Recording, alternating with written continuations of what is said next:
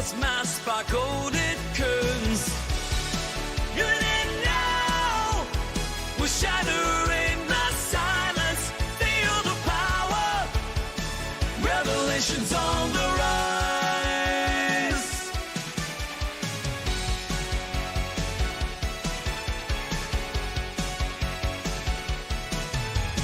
From the shadows, light emerges, breaking through the veils of dark. 0 points and gravities that converge, yeah. Guiding voices, revelation start. Ancient whispers call. They're begging us to open our eyes. We stand tall, defying all their lies. Even in now, we're shattering the silence. Feel the power. Revelations on the rise.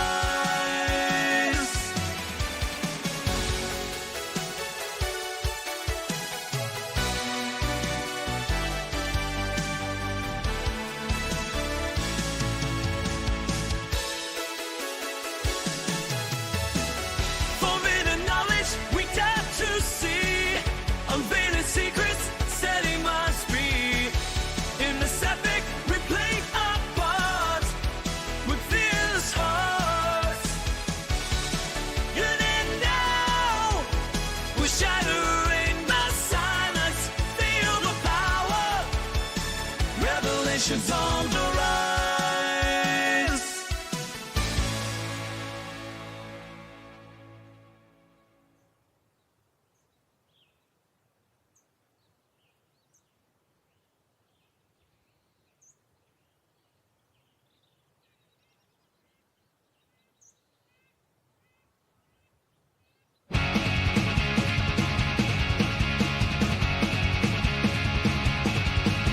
In a base lab alone with my mind.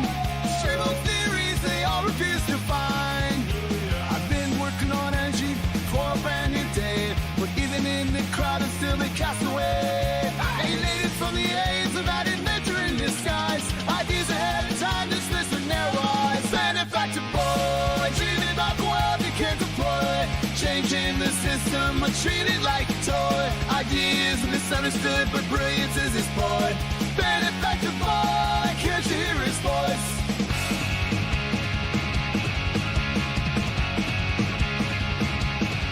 Talking about 0 point, the points lost on them. Kevin structures crumbling from the same old stem. They laugh like I'm crazy, but I see it all so clear. Exploited labor under injustice burning ears. Fighting for a change in this wasteland of noise. But they call me foolish, wise, ancient boys. Benefactor boy, dreaming about the world he can't deploy.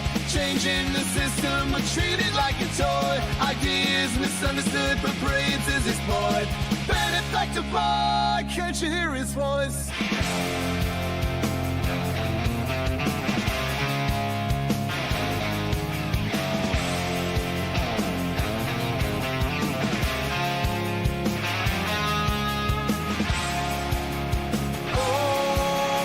Benefactor boy, keep fighting the fights. Chasing revolutions in the darkest nights. A dreamer with vision beneath the laughter and noise. A future so bright waiting for the right choice. Benefactor boy, dreaming about the world he can't deploy. Changing the system, I treat it like a toy. Ideas misunderstood, but brilliance is his point. Benefactor boy, can't you hear his voice?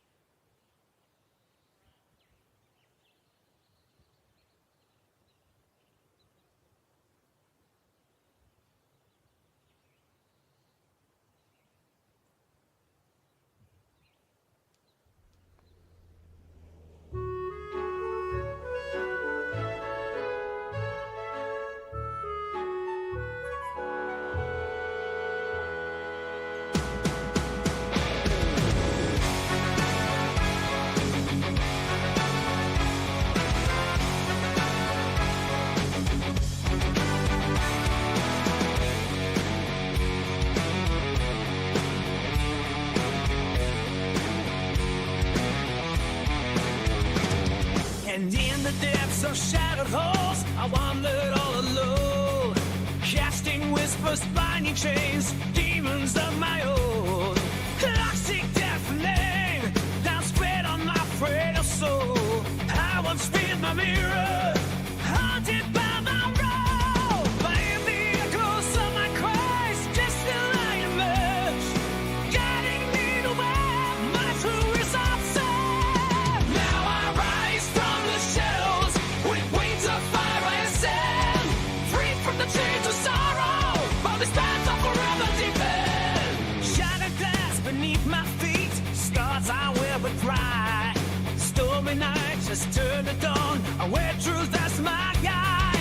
Anxiety's dissolved in the sun's golden ray. You see my destiny through time and space. The fears that once too soon now they take. For in my heart a new world is proclaimed. Now I rise from the shadows with wings of fire and sand, free from the chains of sorrow, on this path of forever depend.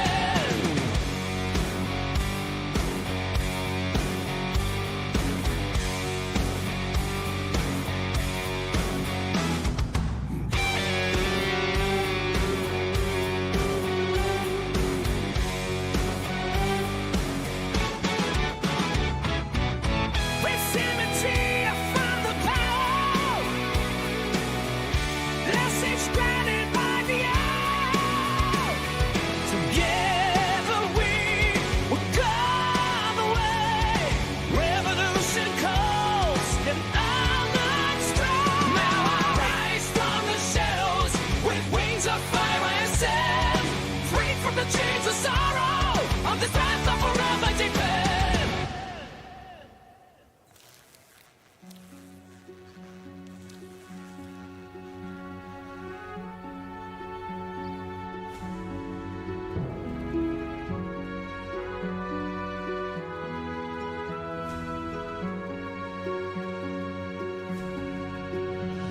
In the depths of his oppression, it's the rise of a true nation.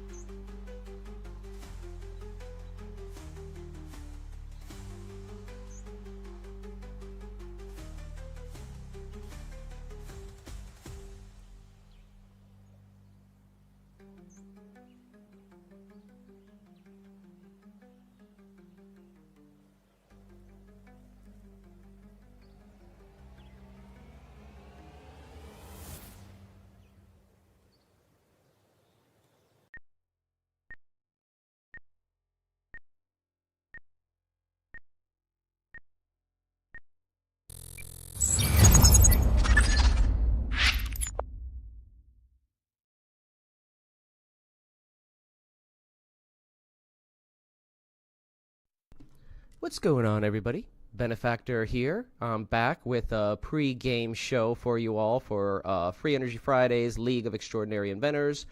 I've been trying to stream an hour extra just because the time difference is a little bit different for me. So instead of it being a 6 to 8 hour block, as it is for Mike, it's going to be a 9 to 11 block.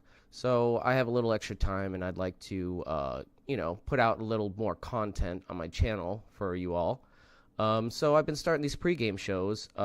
We start around 8. Sometimes I'll do 7 if I feel a little extra energy. So today I'd like to get into a couple of things. I'd like to go over what we went over yesterday regarding the double excitation circuit. For yesterday's presentation, we'll go over that, and I'll just give you a brief summary of what I plan on doing tonight. We're going to be doing a couple of tests. One of them is I have the duplicate excitation circuit, and we're going to hook that up. I'll show you the schematics for that in a minute. And then we also have a video that helps us to understand transistors and MOSFETs that Nathan was gracious enough to send us. Hey, nice. We got our first super chat of the evening. Thank you, Straight Dope. Appreciate that. So we have 9 more to go. So if we get 10 super chats tonight, folks, I will dance the chicken. So next live, I will do the chicken dance.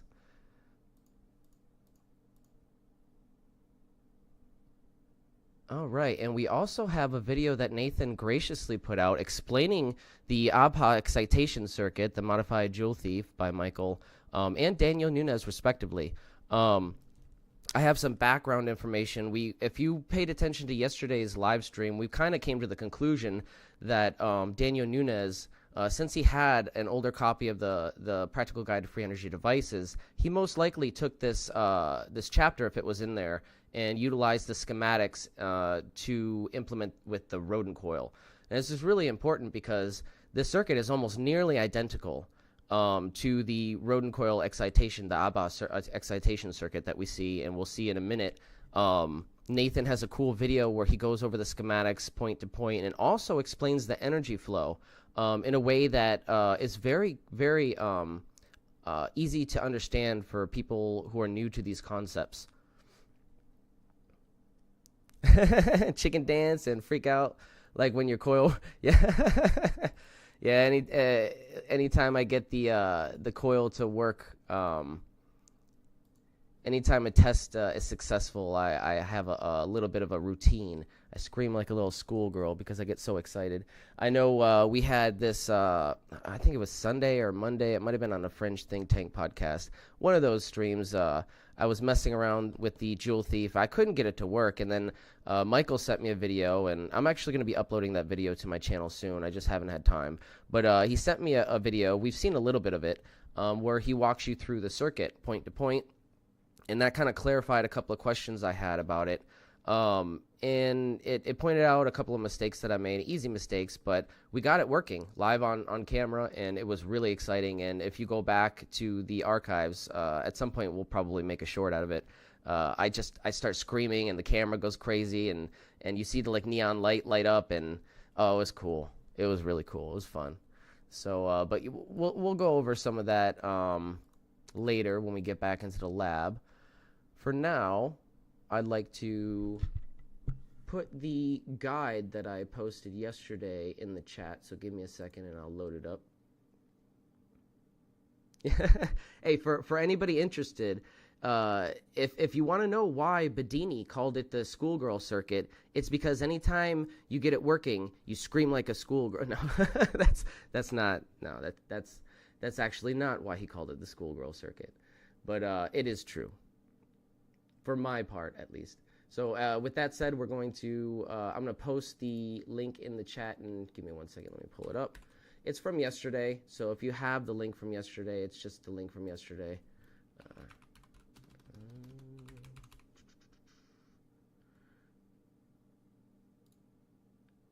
Is that it? Nope, that's not it.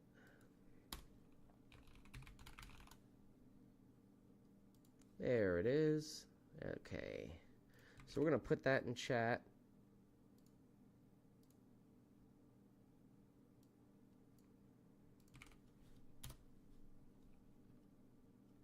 So this is the guide that we're going to be looking at. Let me pull it up for you guys who can't pull it up.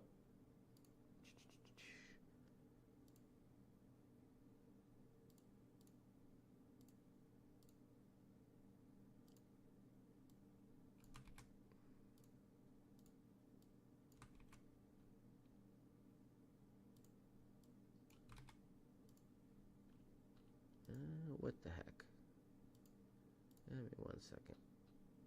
So we're going to transform.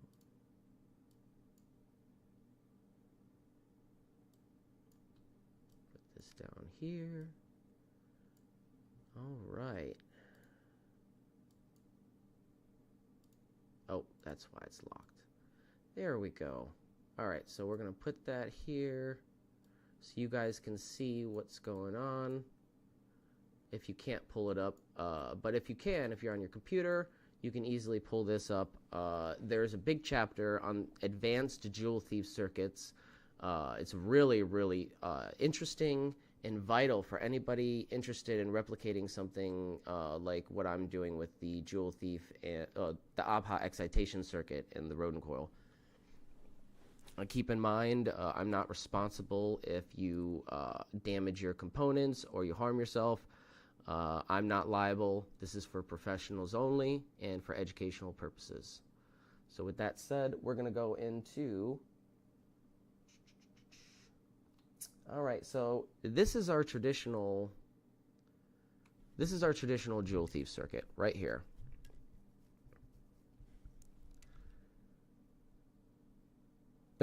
I'm sending my man. Well, I'm glad I made you guys laugh. I laugh all the time with my dumb butt and some of the stupid things that I do. But anyways, so this is the what the ABHA excitation circuit's based off of. Basically, the only difference is instead of the 2 LEDs and the 1.1K ohm resistor. Here, let me move the chat. Where's that chat box? There we go. So we'll move that over here. So instead of this 1.1K ohm resistor and the 2 LEDs, right before the resistor, in between the resistor and the base of the transistor here, we will have a neon lamp for our setup. And then instead of using 1.1K, which we might actually experiment with that, increasing, because we're at 1K ohm right now, but we might play with that base resistance there. But that's really the only difference between the two circuits. So basically everything else is set up exactly the same. Now what we're going to be doing tonight is the more advanced version, which supposedly gets more efficiency out of it, and it utilizes 2 coils. So now we actually have 3 coils to pick from, but we're going to be using the Fireball coil and the Mark 1 coil, specifically because those are our 2 best performing coils at the moment.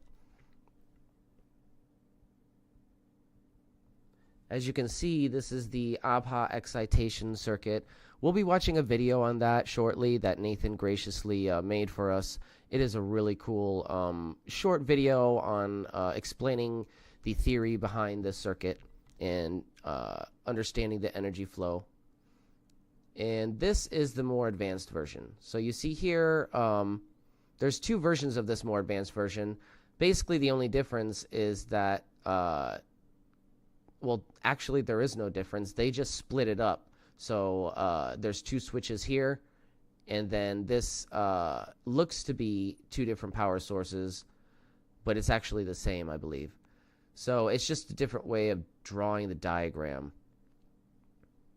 And what we see here are 2 coils, and you basically just duplicate that circuit, and that's what we did. I don't have a neon lamp, but I do think that if we put a little bit, like maybe a couple of neon or a couple of regular LEDs there, we should be okay. Yeah, we should be fine as long as we have a load attached. Because what we don't want is to burn out that transistor by not having a load attached to it.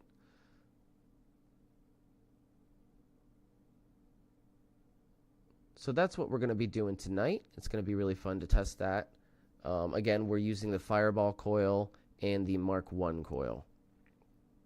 Hey, Lulu, how you doing? What's going on, Vic? I didn't see you there. How you doing, Sears? Steven, what's going on, Steven? Microwaves have hot spots, ergo variable placement or displacement. Yes, they do. And you notice if you heat something up in the microwave, there's a spot where it heats up poorly and a spot that it heats up better. I noticed that, but I wouldn't recommend messing with microwaves. I'm not going to start opening up a microwave and messing with mine. I've seen all these people have videos on the internet where they're doing, you know, plasma with microwaves, and you don't need a dangerous microwave to experiment with. You know, if you want to see something like ball lightning, all you need to do is have one of these systems, and it's pretty stable. It's pretty cool.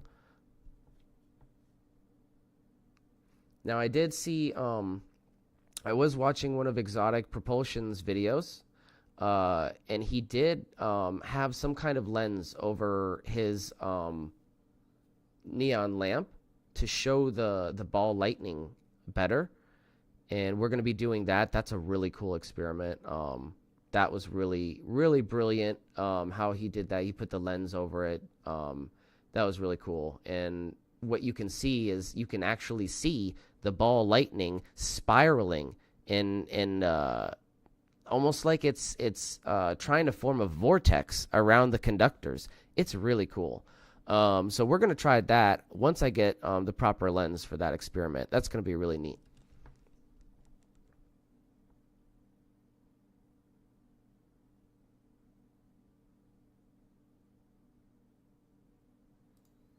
All right, so real quick, we're going to watch Nathan's video, and this will just be a short clip on explaining some of this.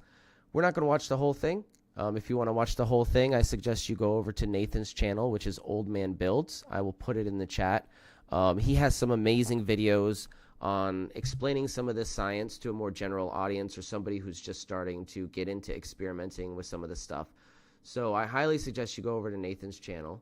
Let's put that in the chat right now.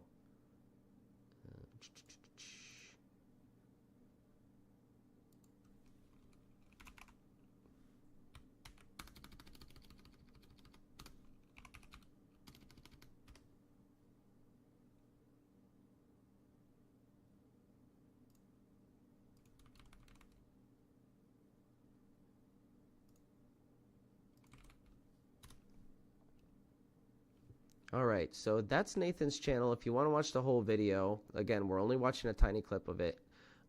If you want to watch the whole one, I suggest you go over to his channel. It's really, really good information. Let's load that up real quick.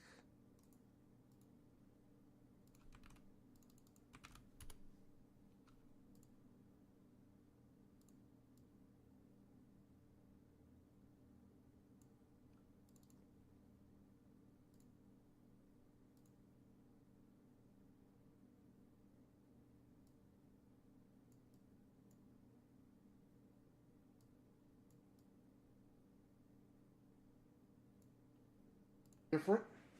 You have the power that comes in here, goes in through coil 1, down through the resistor, then back through our potentiometer. Again, a potentiometer is just a resistor that we can change the resistance on so that we can get an approximate value. Once you get it set, you can test it, put in a resistor that matches that value. Again, flow pattern goes into here, that goes in through the base. Now, the secondary power comes in through here. This does not go through this coil. It just connects off of the wire here, comes down, back through this one, and then off to this. Again, we have our switching going on. So we have our neon bulb here. As the core saturates through both of these, it goes down this way and lights up the neon. All right, so here you can see the flow pattern. Again, if you want to watch the whole video, go over to Nathan's channel, subscribe, and it'll be, I think, the last video he posted. But I just wanted to show you a short clip from it because this is a brilliant way of explaining how the circuit's working, and the energy flow pattern that it's taking helps you visualize the circuit a little better, at least in my opinion, for me. It helps me understand it. And when you can understand it, then when you get it working, you can learn how to manipulate it a little bit better. And that's the theory here. So with that, we're going to go into our second video that Nathan actually sent us to explain transistors and MOSFETs a little better. This is a cool video. I'm not going to play the sound from it. We don't need the sound anyways. It's, again, a visual that'll give us an idea of what's going on here.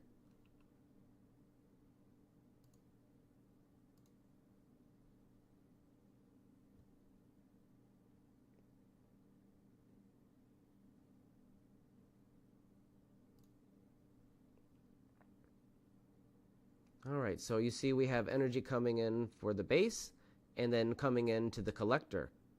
Okay, See, this is good for me to help me understand a little bit better too what's going on here in the transistor, because it can act as a couple of different things. It can act as a switch, it can act as a diode to direct the flow of energy.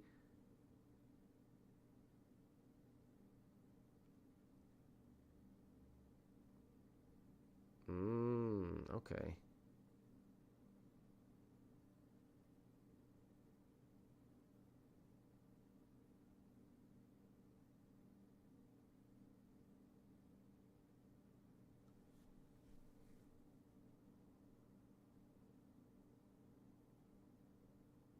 Well, that's interesting. There's two little gaps there.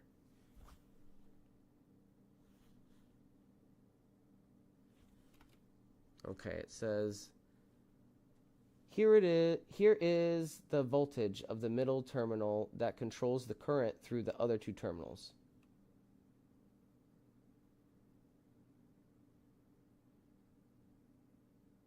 Right, so the voltage going in to the base controls the current through the collector and the emitter. Or is that a MOSFET? That might be a MOSFET. I don't know what the internal structure is of a MOSFET. That's why I'm interested in this video.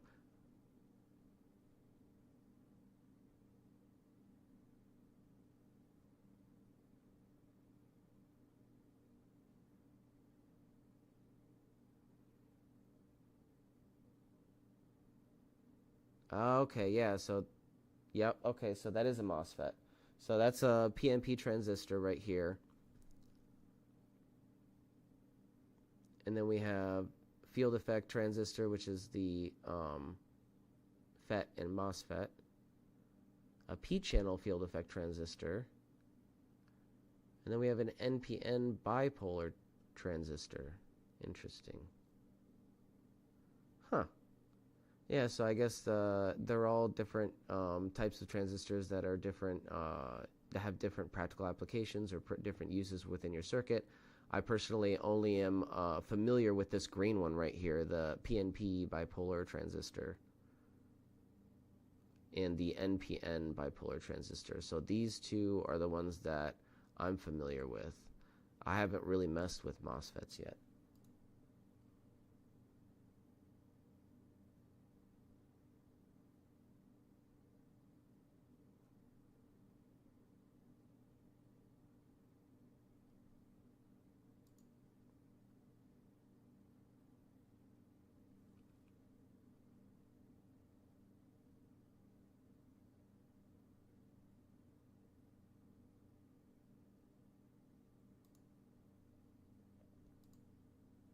In bipolar transistors, the positive current flows in the direction of the arrow. So out the emitter.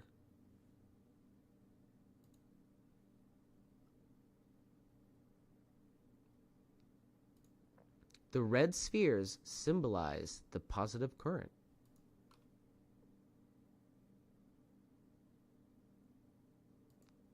Almost looks like a bunch of little lemmings.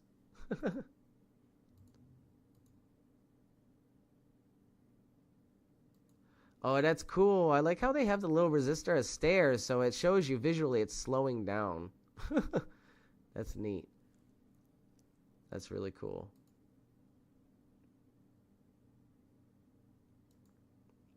This is an NPN bipolar transistor.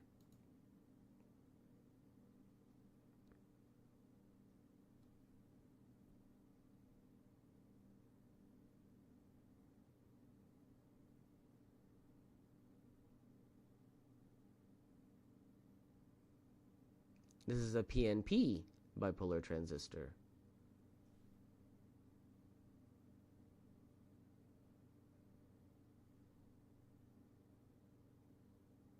Here it is the positive current flowing out of the middle terminal that controls the transistor.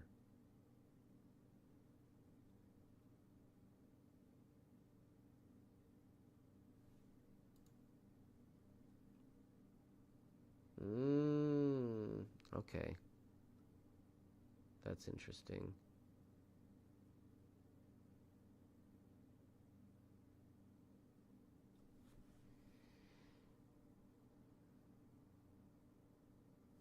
Let's focus on the field effect. Okay, so these are the MOSFETs.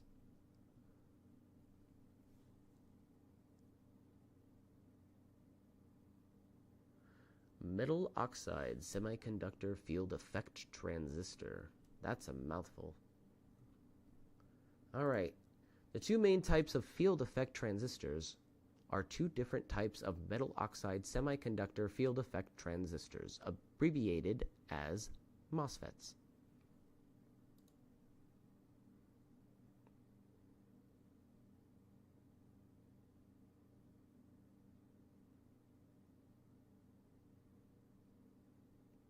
So that's an N-channel MOSFET.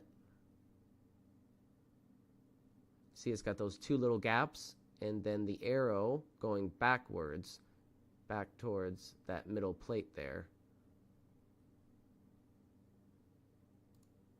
It says here, a decrease in the voltage on the middle terminal will cause a decrease in current.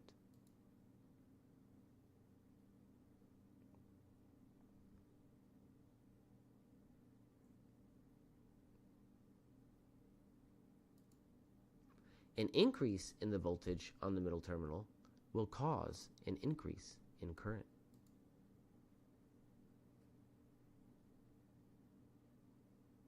Yeah, this is, oh, hey, what's up, Nathan? Yeah, this is a resistor's like holding farts. This is a really cool video. Thank you for sending this. This relationship is reversed for a P-channel MOSFET. So you see, I believe the arrow is going to be in the other direction. Let's see. Yes, so the arrow, instead of going in towards the plate, is going out.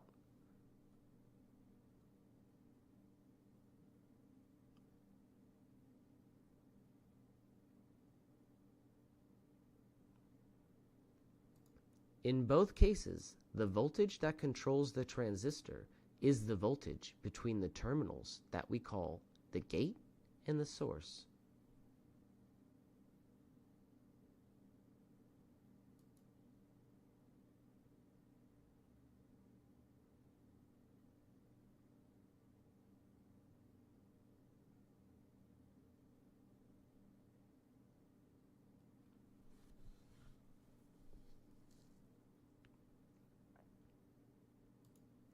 In the N-channel example, the source is shown at the bottom.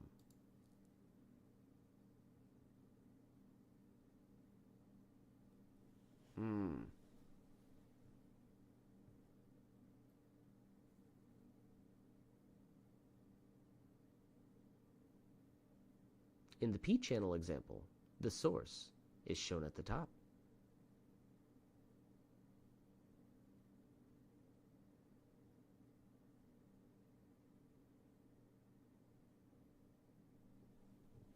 Joule Thief is a blocking oscillator. So, could you briefly describe, Woodstock, what a blocking oscillator is? Because I'm not familiar with that term. If you have like a quick definition or something that could help me understand a little bit better. Does it mean like it's blocking the current and creating the oscillation?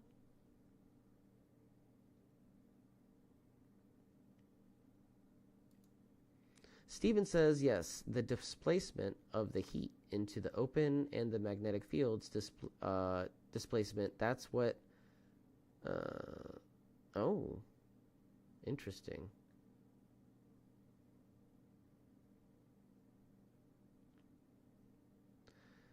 Well, I do have a chapter that we read in the Practical Guide to Free Energy Devices on the Joule Thief, but it didn't, I was hoping it went over some of the inventor description and stuff like that, but didn't really describe who came up with the Joule Thief or the background of it or the basics behind it. So it was just more on the advanced circuits that you can develop with it. Yeah, so it's a self-oscillating circuit. That's how I know to describe it, a self-oscillating circuit. So I'm assuming it's switching and allowing the current to, oscillate at the frequency that you set the potentiometer here, where the this gate is, I guess. But we're not using a MOSFET.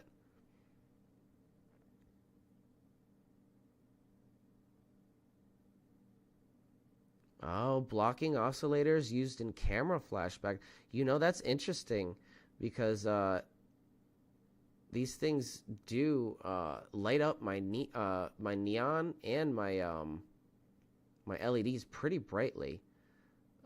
They're pretty bright when we turn on some of the So I have a potentiometer and I'm adjusting it, and it's very sensitive, and it's hard to get it tuned in because it's so sensitive. But you'll see every now and then it'll flash really, really bright white, and it's supposed to be, it's supposed to be a neon that's orange, red, but sometimes it'll be pink, and then when it's really tuned in, you'll see it flash really bright white.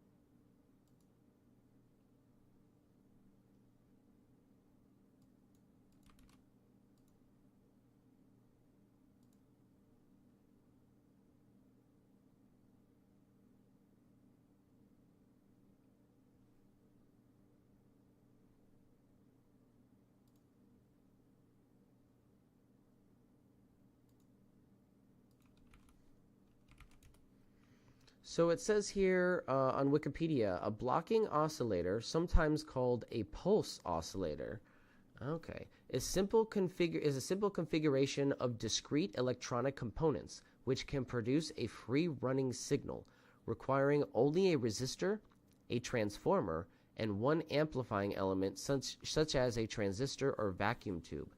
The name is derived from the fact that the amplifying element is cut off or blocked for most of the duty cycle. Oh, producing periodic pulses on the principle of relaxation oscillator.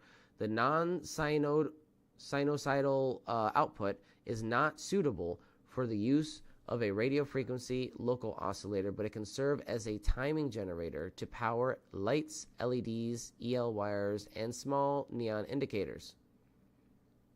Yeah. So this type of self-oscillating circuit has the ability to excite neon indicators, but usually need a transformer to do that in the circuit. We're using the Rodin coil to replace that.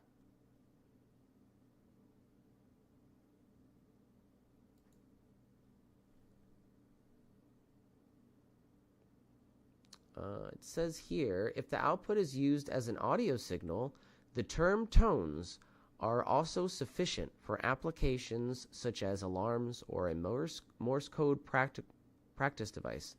Some cameras use a blocking oscillator to strobe the flash prior to a shot to reduce the red eye effect, just like Wizard noted here. Due to the circuit's simplicity, it forms the basis for many of the learning projects in commercial electronic kits. The secondary winding of the transformer can be fed to a speaker, a lamp, or the windings of a relay. Instead of a resistor, a potentiometer placed in parallel with the timing capacitor permits the frequency to be adjusted freely, but at a low resistance, the transistor can be overdriven and possibly damaged. Yep, we've damaged a few. The output signal will jump in amplitude and be greatly distorted.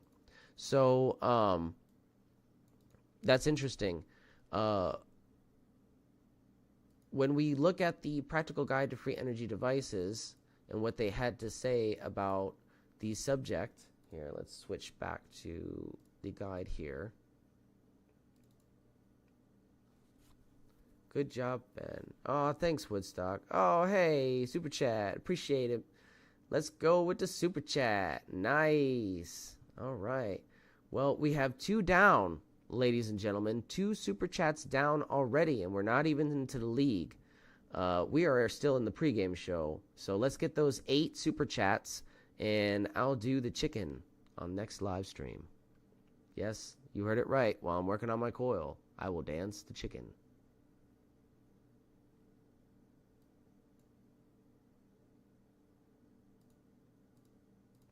Anyways, I appreciate the super chats, Wizard, and I appreciate the super chat, Joe. That was really gracious of you guys. We are really making our goal here. Let's see if I can open up my guide. Here we go.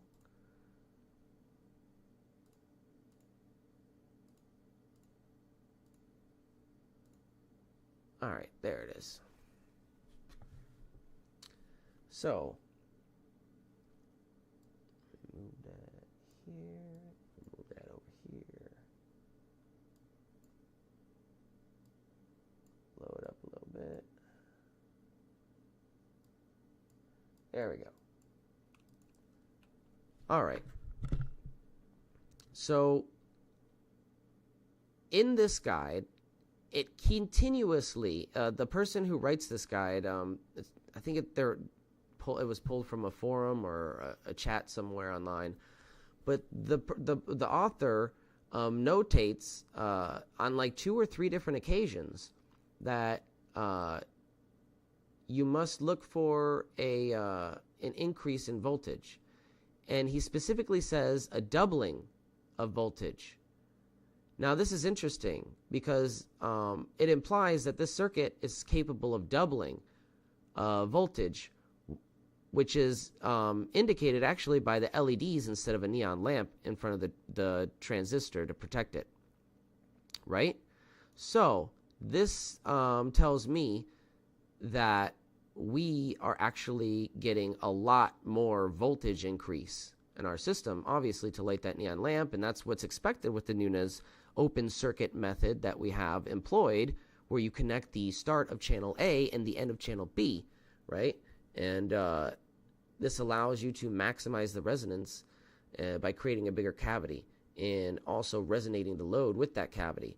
So what we're seeing is actually closer to what Daniel Nunez described in his tests, which is about a 10 times output in voltage. Now, this isn't maintaining the current.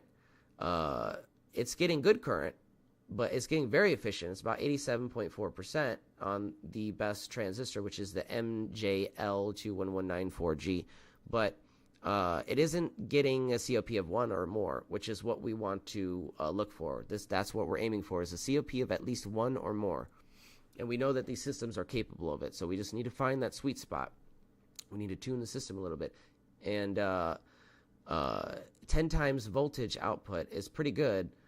Even if the current isn't maintained, we can still tune it so the current is reduced as much as possible while still powering that same load. This is how we'll find the efficiency sweet spot and hopefully get a COP of 1 or greater with this new implementation, which is down here, where I'm taking a second coil, duplicating the Joule Thief circuit, and making a dual excitation circuit here with 2 coils. Now, we already have this set up. I actually haven't connected the second circuit yet, but everything's ready to go other than that. Tonight on League of Extraordinary Inventors, that's what I'll be doing in the background.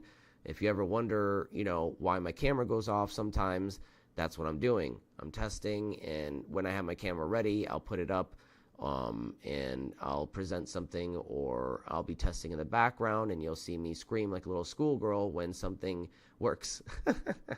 So that is what's going on tonight. For now, let's move on to the next video I wanted to take a look at. And this is courtesy of, this video is courtesy of Cosmic Summit. And if you aren't aware, the Cosmic Summit does have a YouTube channel now. And they've been putting out a lot of cool clips from the summit this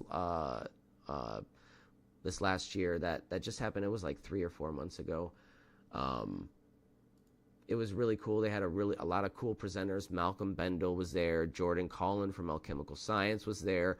Bob Greenier from the Martin Fleischmann Memorial Project was there. A lot of cool people were there. We had Sheila with her coil and demonstrating the coherence sound waves. A lot of cool stuff. And there was so much that I couldn't actually watch all of it.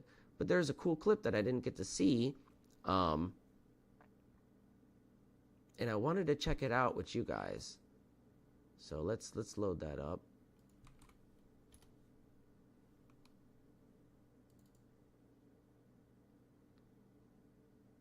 So this is actually, I didn't know Ben Van Kerkwijk was going to be at the summit.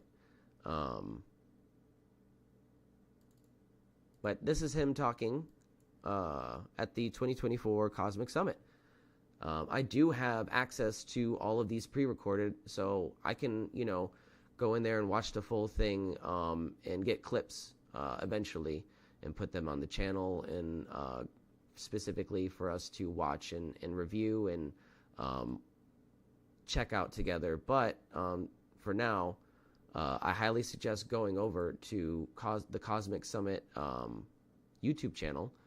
Subscribe to that. This is my other account, so I haven't yet subscribed to that. But I'm subscribed to them on my primary account. So I highly suggest you subscribe to them and drop a like on the videos that you watch, because there's a lot of good stuff there. A lot of good stuff. Oh, it's muted. 1 second.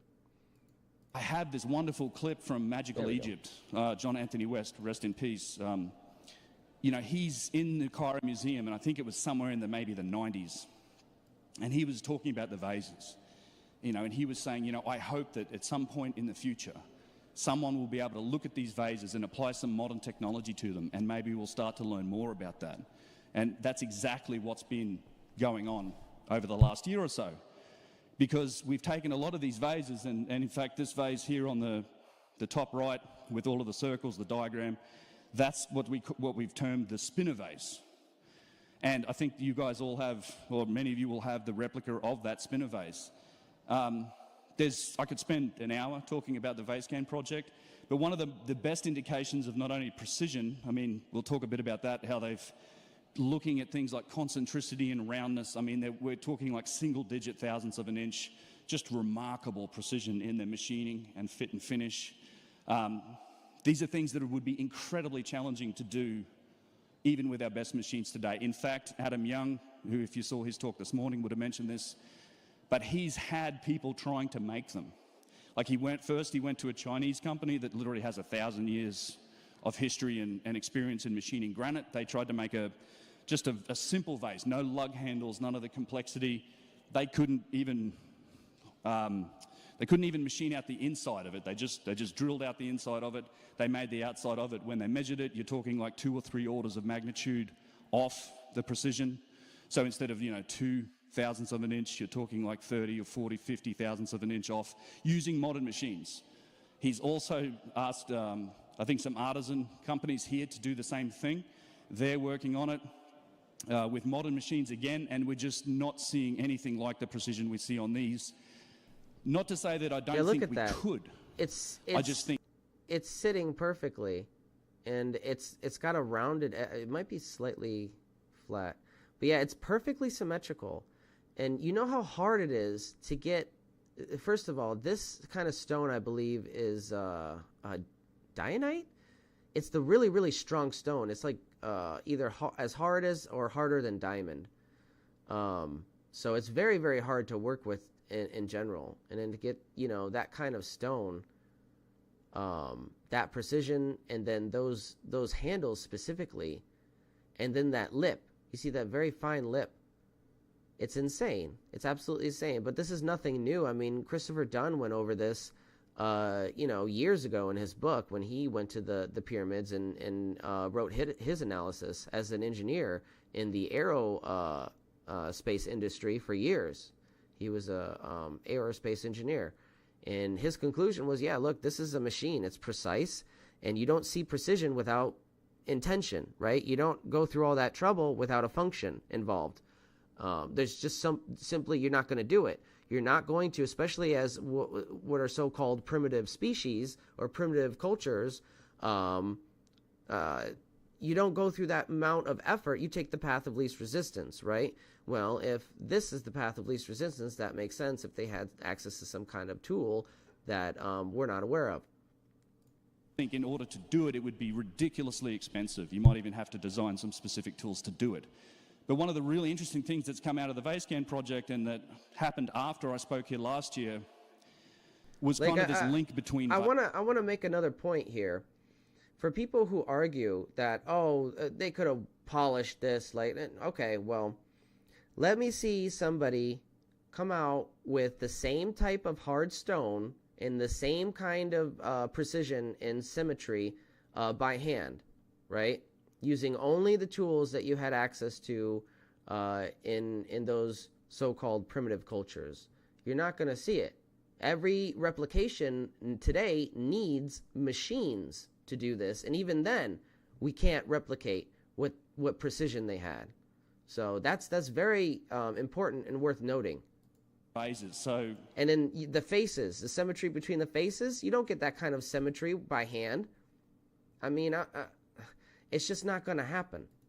You can see here this image with these circles that are all over that vase, right? So if you break down the shape of a vase, you can break it down into these geometric primitives, typically circles. And what we found, I mean, Mark Vist found this. He's the cryptographer who analyzed the...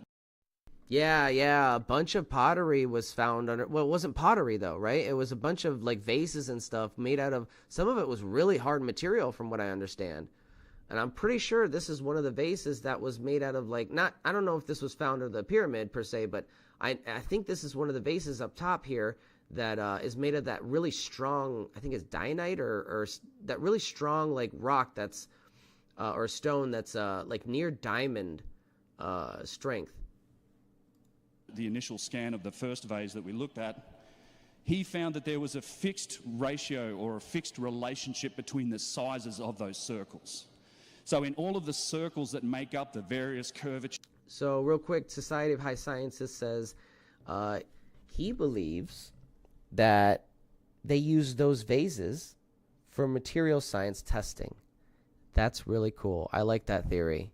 We should keep that in the back of our minds here while we explore these ancient cultures further. So I think that's worth noting. Thank you. And shapes of that vase, ranging from circles with a radius of 1.1 millimeters up to circles with a radius of 42 millimeters. All of those circles have a fixed relationship with each other. As in, they all fix, there's a ratio between them. It's called the radial traversal pattern. It's a square root of 6/2. And it gives you, if you start with one of those circles and you multiply it by this equation to different powers, then you get a different size circle, right? It's a fixed ratio. It's not any arbitrary circle wouldn't fit it. It's only circles of this exact ratio. And that's what's in that vase. Those are the circles that you used to design that vase. And you thought, that's interesting. So he took that algorithm. Once he discovered it, he said, you know what I can do is I can take this algorithm, put it into CAD, computer-aided design, and I can make a vase just with the mathematics, with the algorithm. So he did that. He designed a vase just using that algorithm and the sizes of those circles. And then he compared that model that he had to the model of the actual vase. And when he lined it up, the median radial deviation was something like 6 microns. Basically, we're at the limit of scan resolution. That's the difference in the radius of the circles that make up the actual vase versus the mathematical model. You can basically say that the vase is a perfect replication of or perfect execution of the mathematical model. Really interesting, right? Seems like an indication of design. What became even more astonishing is when we expanded the data set, and thanks to guys like Matt, for all of the vases that he's acquired and let us and has had scanned and has let us look at the scan results. We found the exact same ratio and mathematical formula is also in these other vases. All of the circles you can see on this spinner vase also conform to that same radial traversal pattern. These things are made with precision. They're made to a design, and it's not something that you're just going to get by hammering on it with, sticks and rocks and stones. Don't skip, don't skip. It's only 10 seconds to help me and my family. It's very easy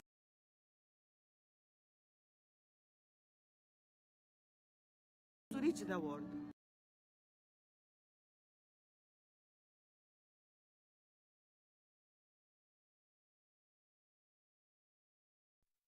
All right, so that was Ben Van Kerkwick at the 2024 Cosmic Summit. Catch more clips of him at the Cosmic Summit YouTube channel.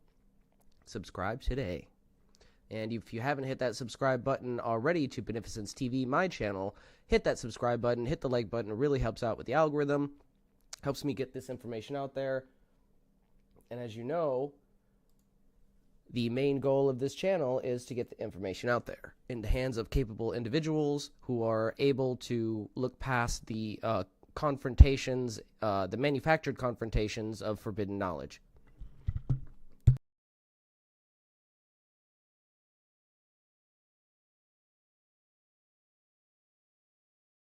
Let's catch up with chat. Let's see what everybody's saying. Copper not. They're all shaped like Helmholtz resonators with phi ratios. Interesting, High Sciences says.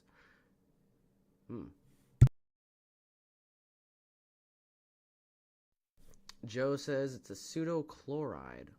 So I guess we're all trying to decide what exactly the pyramids, what the mechanisms were that the pyramids were utilizing energy with.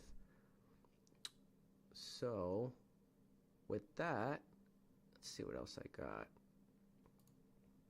Well, we have about 10 minutes. Let's take a short break before we go into League. Let's see. I believe it's going on tonight. I think Michael said it's going to be happening tonight. Let me see if he sent me an email. Yes. Awesome. Okay, so we're going to go to a quick intermission, guys, and switch over to League of Extraordinary Inventors. So, I really appreciate everybody for tuning in. Sit right there, stay tuned, sit tight, and get ready for the League in about 10 minutes.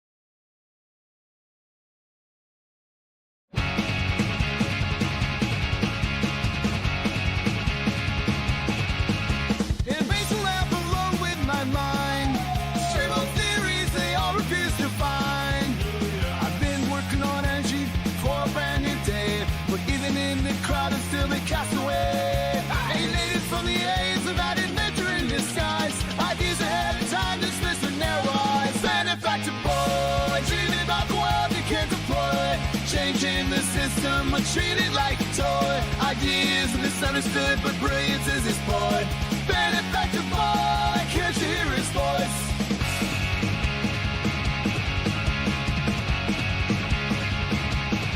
Talking about 0 point, the points lost on them. Kevin structures crumbling from the same old Sam. They laugh like I'm crazy, but I see it all so clear. Exploited labor, unheard injustice, burning ears. Fighting for a change in this wasteland of noise. But they call me foolish, wanting shed boys. Benefactor boy, dreaming about the world begins to play. Changing the system, but treated like a toy. Ideas misunderstood, but brilliance is his boy. Benefactor boy, can't you hear his voice?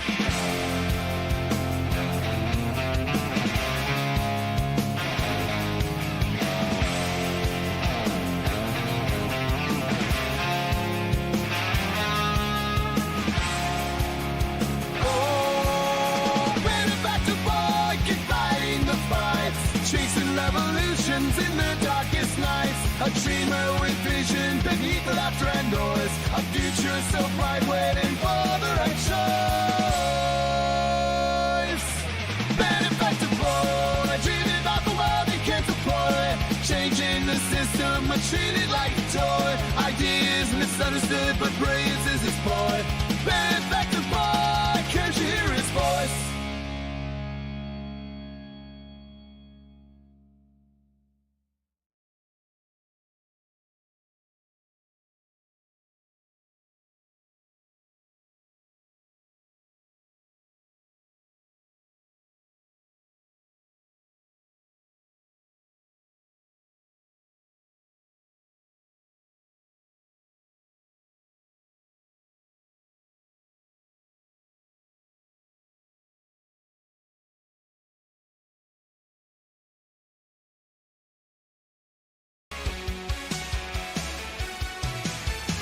In the depths of hidden files, trapped inside the secret circuits, unraveling through the miles. Oh, truth was masked by golden curtains. You didn't know, we're shattering the silence. Feel the power, revelations on the rise.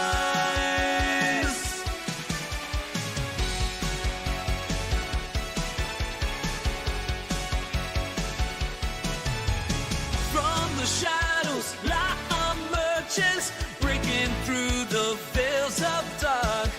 0 points and gravity converge, yeah. Guiding voices, revelation start. Ancient whispers call, they're begging us to open our eyes. We stand tall, defying all their lies.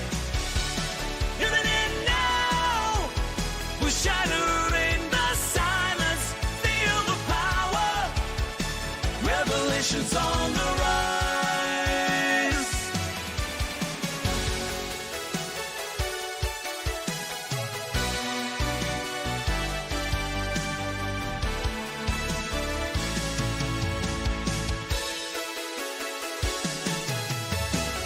Forbidden knowledge we dare to see, unveiling secrets, setting minds free. In this epic, we play our part with fearless hearts. You didn't know, we're shattering the silence. Feel the power, revelations on the rise.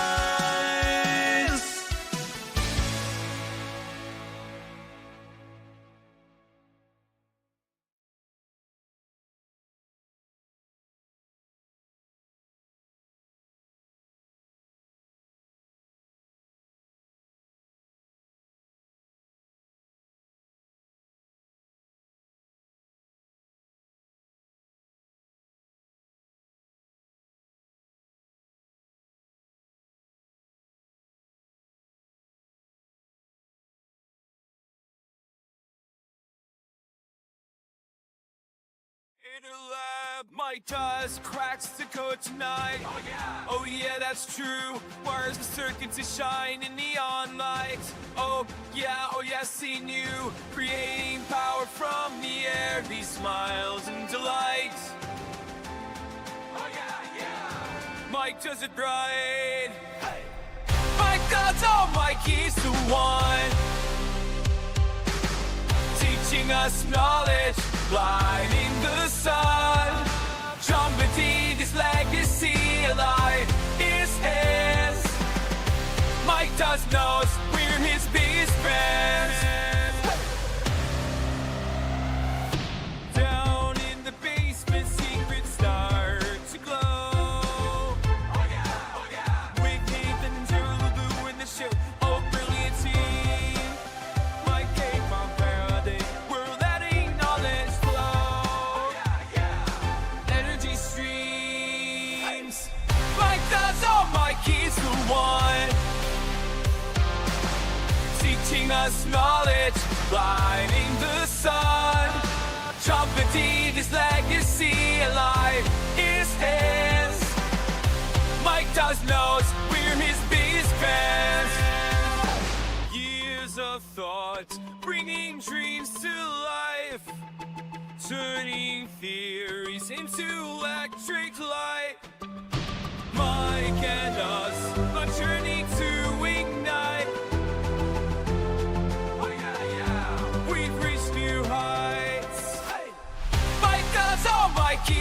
one, teaching us knowledge, lighting the sun, trumpeting his legacy alive is his. Mike does knows we're his biggest fans.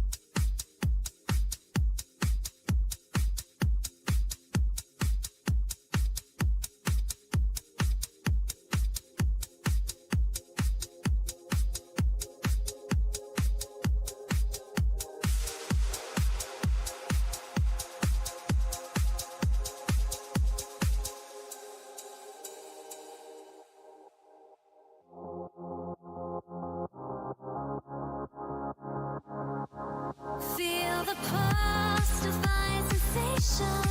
Everyone needs just a little foundation.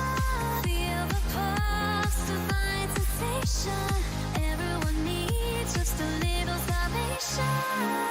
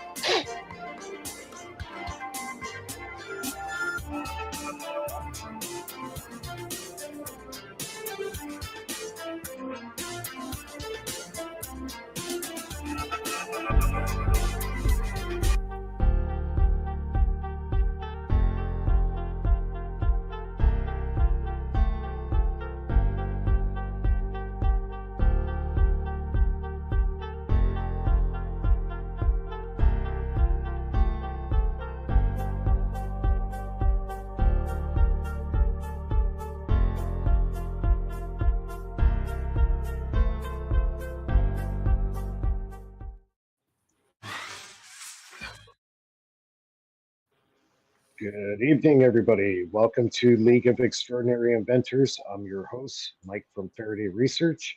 Welcome to the show. It is Friday, November 1st, 2024. Welcome to the show. It is Free Energy Fridays.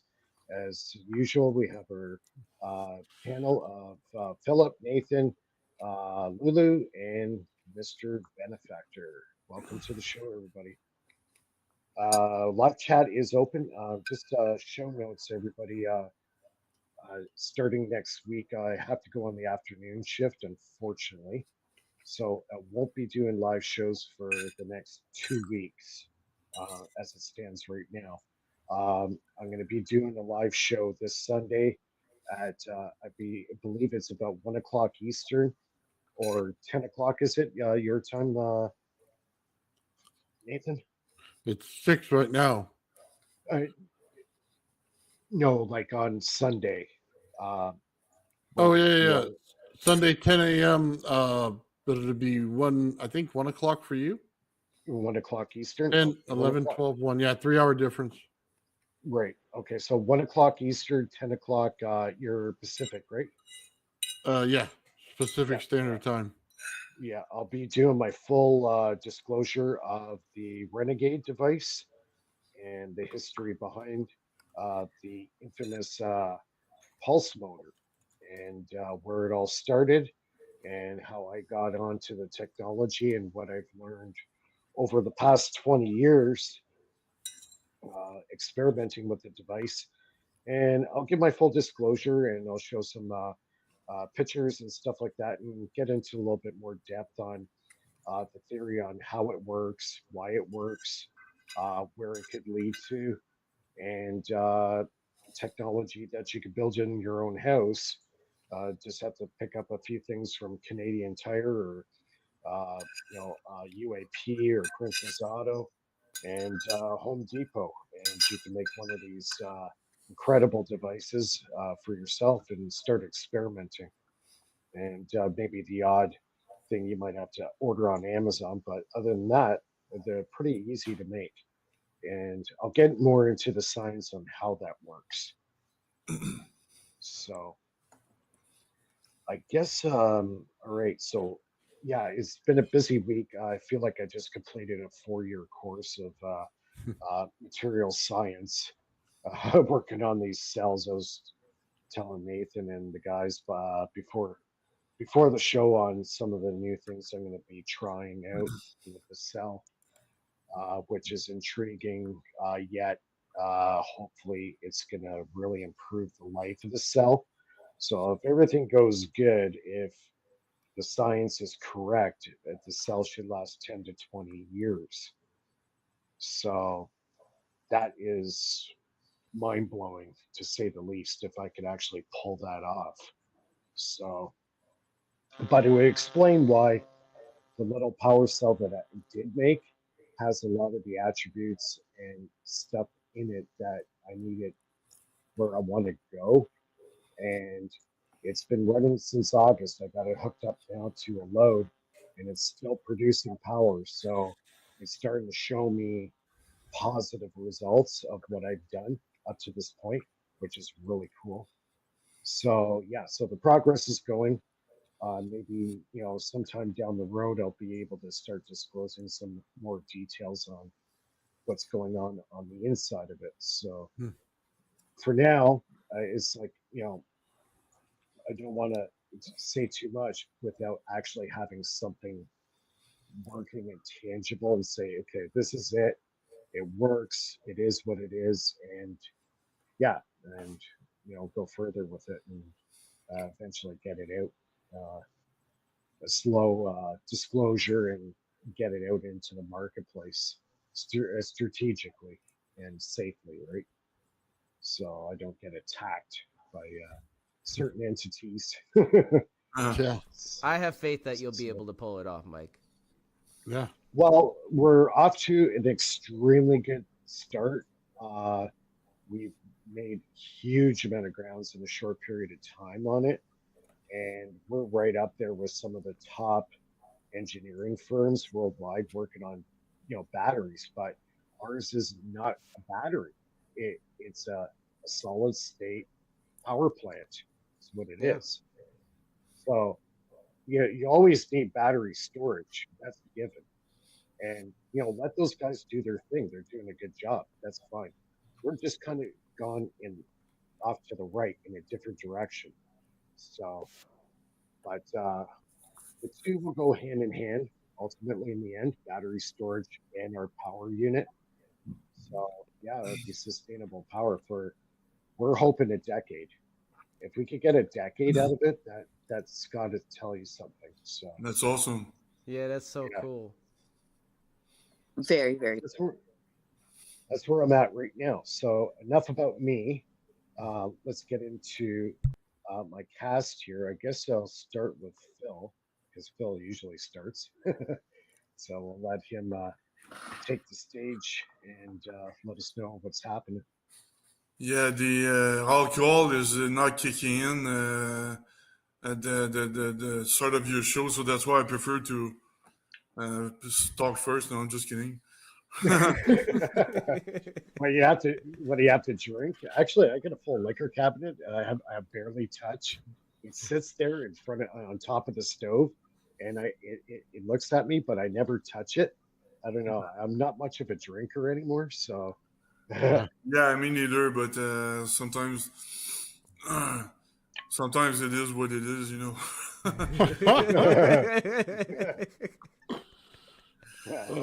Yeah. So yeah, I had a very busy week as well for my employer, but I'm happy for him. He's probably gonna drive a Lamborghini pretty soon. So he's doing like motion recognition for incarceration centers, and we can tell what the inmates is doing in his cell and stuff like that. So it's gonna prevent things like Jeffrey Epstein from apparently. I know he didn't kill himself, but to have evidence of what happened in a cell and things like that. Yeah, that's really cool technology. Yeah, it's awesome. Knowledge. That is just scary to think about it. Like I understand in prison cells, but if it gets out into the real world, wouldn't that be kind of invasion of privacy in a way? Right? Well, I don't know. It depends on what, but yeah, he got other technologies like he can measure the oxygen level in the brain in real time, so that's gonna help divers and military people to measure their oxygen level while they fly a fighter jet and stuff like that. That'd be cool. That's a good Yeah, one. Yeah, that's a good yeah, it's really awesome. And turns out it's more fun to work for a little startup company than a big giant corporation, because in a big giant corporation you're just an ant amongst 1,000 ants, you know. Yeah. Whereas if you work for a startup, it's more risky, but you have a much greater return of investment if it works. So yeah, that's where I'm at for my employment.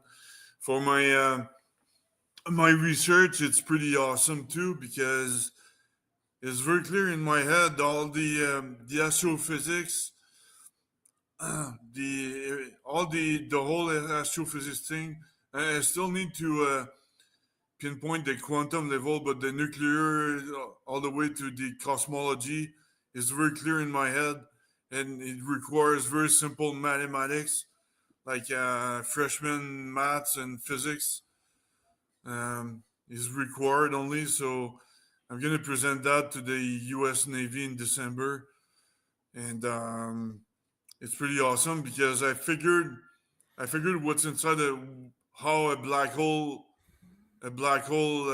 behaves, and I already figured that a while ago, but now it's my understanding is very robust.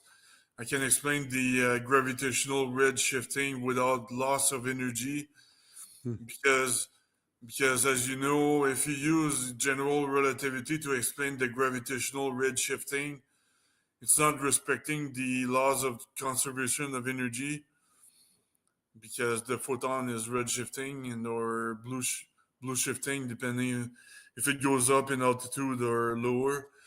So and yeah, it just requires freshman mathematics knowledge to understand that. I'm not going to disclose everything, obviously. Like I said, I'm going to sell that to the U.S. Navy, but basically, basically a black hole. You know, Einstein and Stephen Hawking, they were saying that you get spaghettified if you cross the event horizon of a black hole.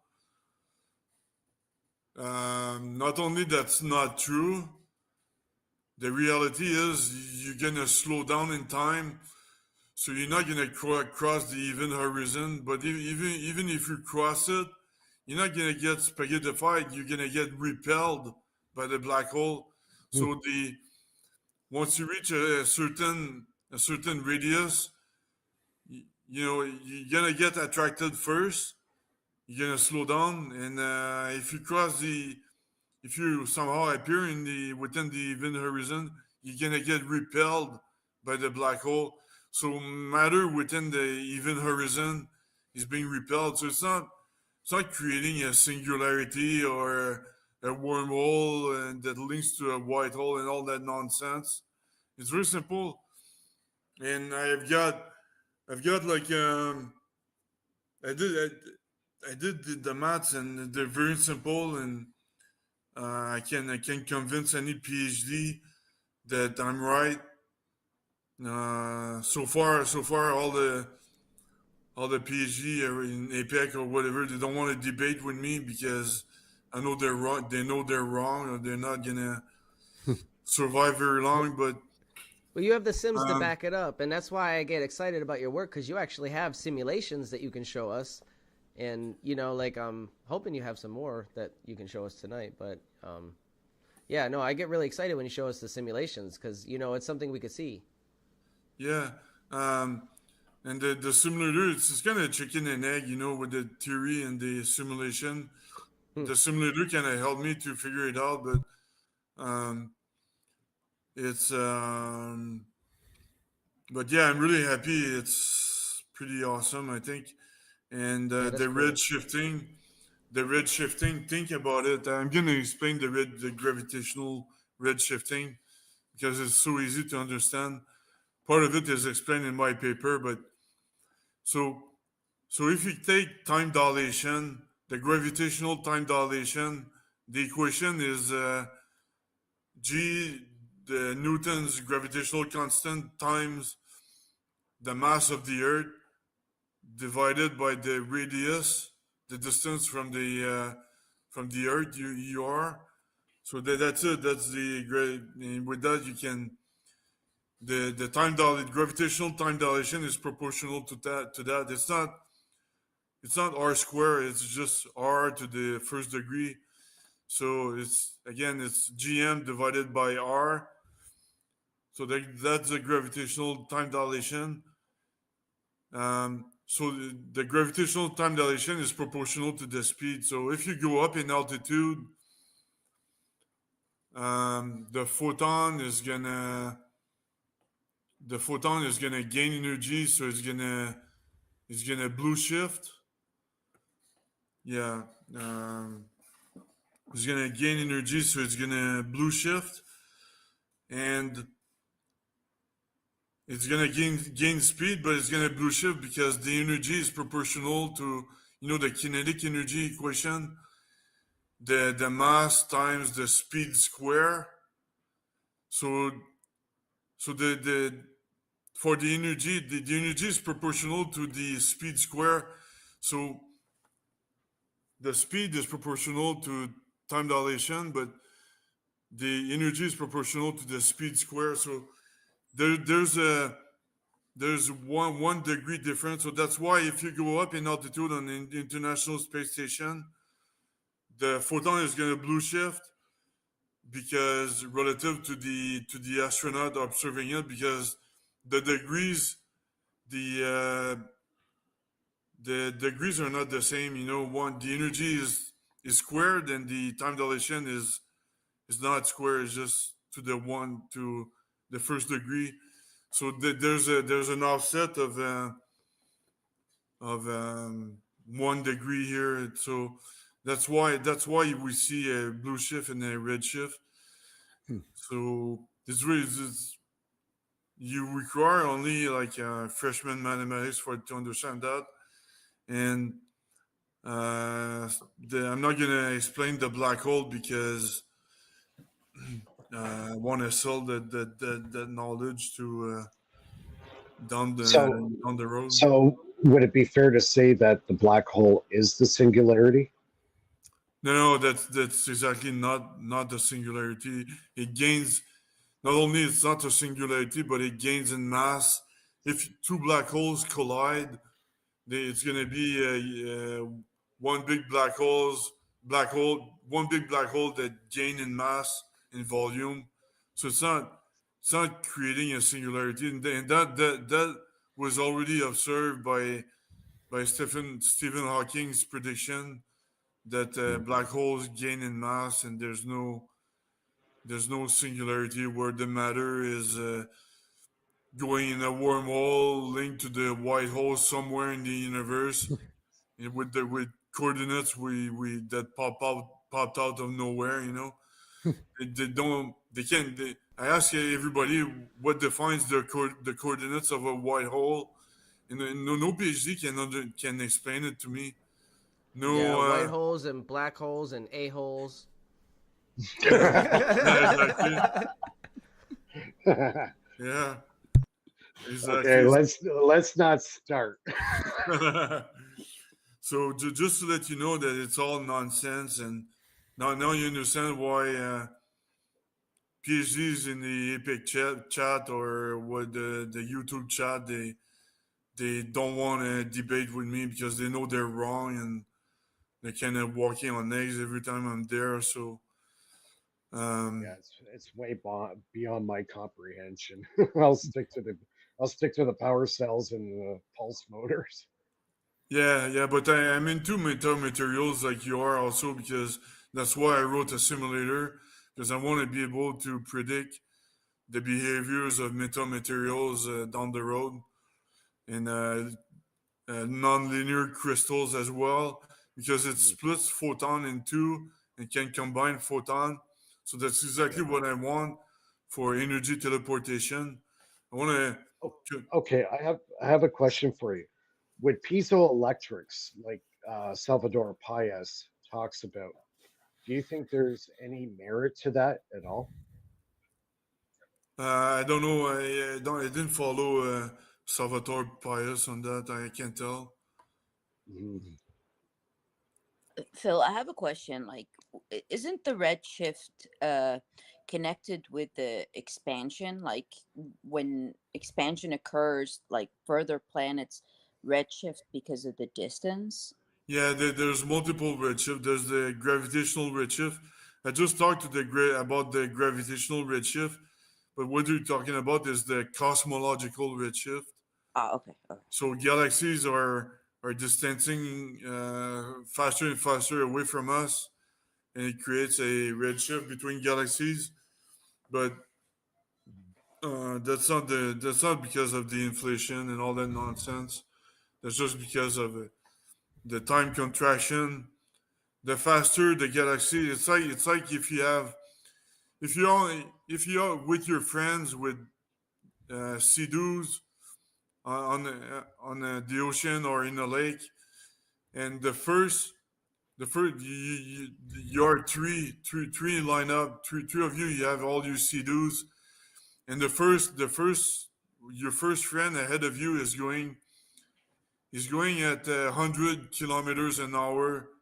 You are in the middle, and you're driving your Sea-Doo as 50 kilometers an hour, and your friend behind you is driving his Sea-Doo at 25 kilometers an hour. So you're gonna see you're in the middle. So you're gonna see the guy ahead of you distancing himself from you. The same thing with the guy behind you, because you're going twice as fast as the guy behind you, you know.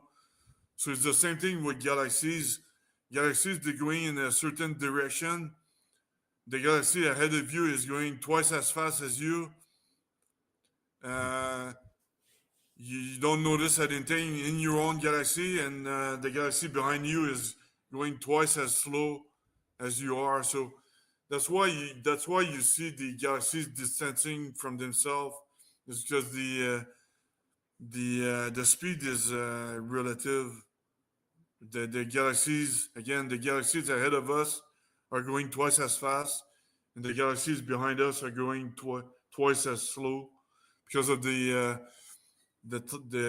gravitational time dilation we're in. Because I'm saying that the visible universe is traveling within a greater gravitational potential, and it creates some time contraction thing, and that's it's very simple. It's not very complicated, but um, So on, are you saying that the closer to the center of the galaxy is slower or faster? well, it's not the galaxy itself, but if you compare galaxies like Andromeda and Milky Way and these galaxies, you see you see the galaxies are distancing themselves at the same acceleration.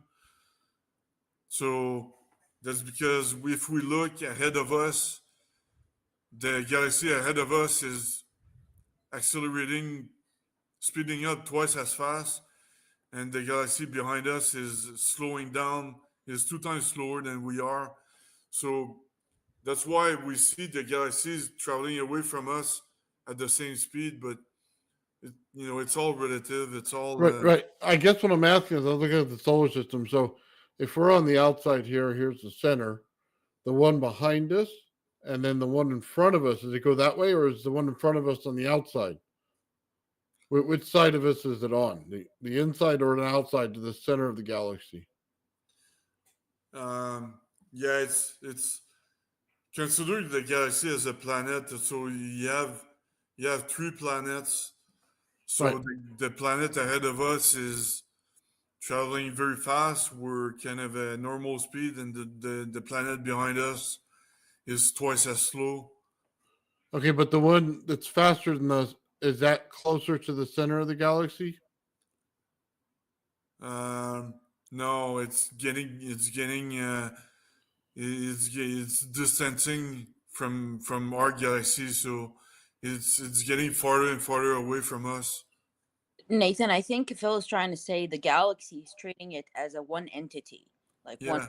one. No, I'm well aware of that. I'm just trying to figure out the direction of flow here. So if it's slower inwards, it means as closer we get to the center of the galaxy, we'll keep jumping different ones until we get to there, and then it'll either be slower or faster at the center.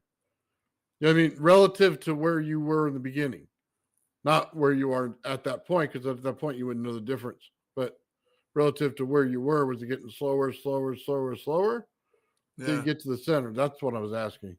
yeah. At the center of the galaxy, you're gonna get slower, and that's exactly you just explained the the galactic rotation curve, because Okay. they can't explain it, and but you just understood it very easily. So the closer you get to the center of the galaxy, the slower you're gonna get. That's why the stars are very slow at the center of our galaxy, and they get faster the farther away you are. That's why it doesn't fit with Newton. And yeah, you just explained it by yourself. So see, This stuff is like totally mind-boggling. I yeah, thought the other way around, like they were faster in the center, and as no. If you use Newton, yes, but if you add time dilation, they're gonna get slower at the center because the time So, dilation factor is more intense. so for some of the experiments that you were doing on time dilation, what actually makes time dilation? Is it a sudden burst of electrical energy, or what? It's Can the you energy density, the either gravitational energy density or electric energy density. So okay, so say it was electrical. Does it have to be a large electrical density, or is it a negative energy collapse? um, no, Or am I completely off? it's just if you take a charge, it's the same thing with if you take a charge, it emits a electric field, Right. and if you get the closer you are from the charge, the more dense the energy density will be, and the slower you're gonna go because the energy is denser the closer you get to the electron, you know, to the charge. So it's the same thing. The planets and the electrons are the same thing, and uh, and it creates time dilation. So that's exactly what the force field is about, because the electric energy density is going to create time dilation.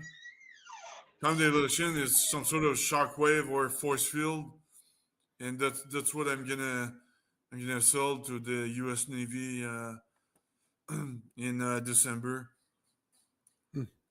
That's cool. So what? So based on this understanding that you have, what direction do you want to go with it? Well, yeah, just commercial sell it directly to the U.S. military and get out of there with some money or something. Hmm. Because I can't convince, because I'm tired of PhDs. They don't want to admit they're wrong and all that, so I'm wasting my time.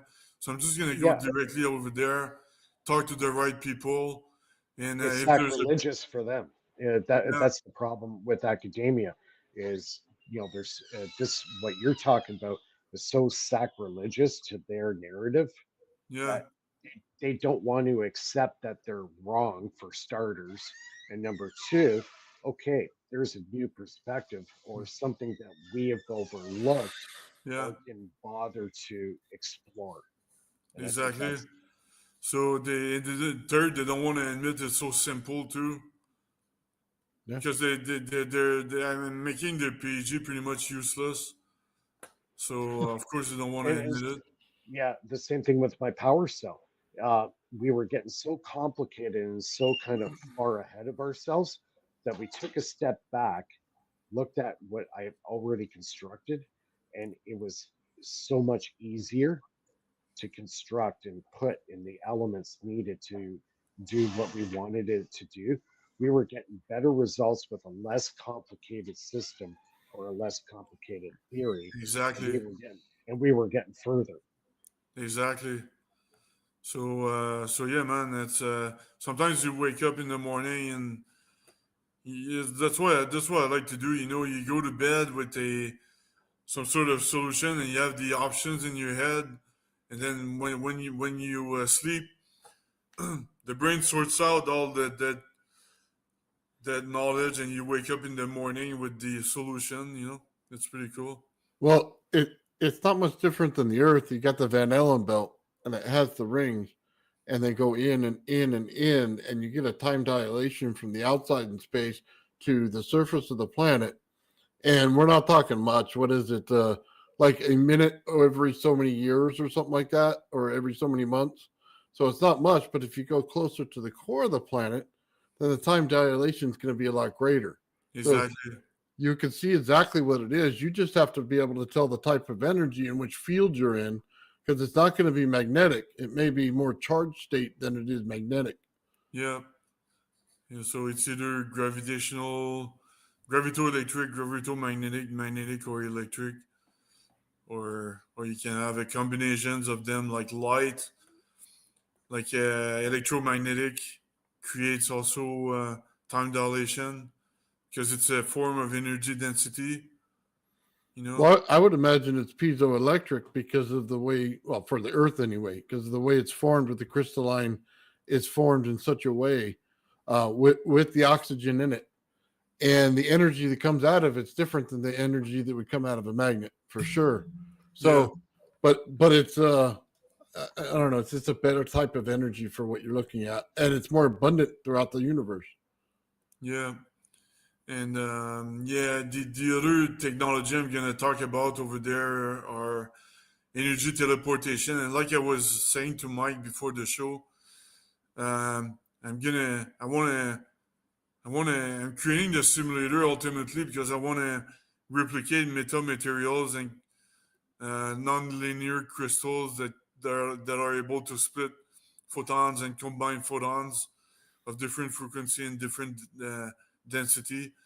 So I want to be able to predict, to create new metamaterials and things like that using a simulator. So that's why I started this project. But I want to make sure I got the right maths first. I just need, I think, for the quantum simulation, I just need to add I just need to quantize my simulator so that the electrons are rounded to different orbits around the proton. Distinct orbits. It's not like a planet because at that level the energy is kind of quantized, and electrons they don't go at any altitude around the proton. They just go at kind of a integer level energy level. So it's kind of that just need to fix that. And yeah, it's pretty cool. I'll hopefully I'll be done with the simulator after your vacations, Mike, and I'll show that to you. Yeah, great. That'd be cool. So when you go in December, and they like it, wouldn't they want those scientists to be head of that experiment for them, or Yeah, but that's why I'm gonna talk, and you're gonna make sure to talk to a PhD, but to a decision maker in the U.S. Navy as well at the same time, because if the PhD puts his his personal personal preferences ahead, then he's never gonna want to admit that it's so simple. So I want to have some U.S. Navy decision maker at the same time, so he forces the PhD of doing what I tell him to do. yeah, but you should pitch yourself as one of the people that would like to be on this project, whether they buy it from you, if they decide to buy it from you, but you still want to be head of that project.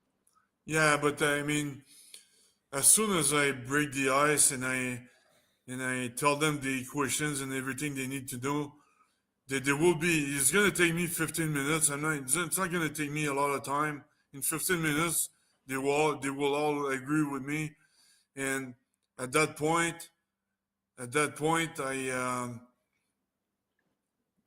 all the workforce and the brain power in the U.S. Navy, they'll work on force field and energy teleportation very fast, much faster than me.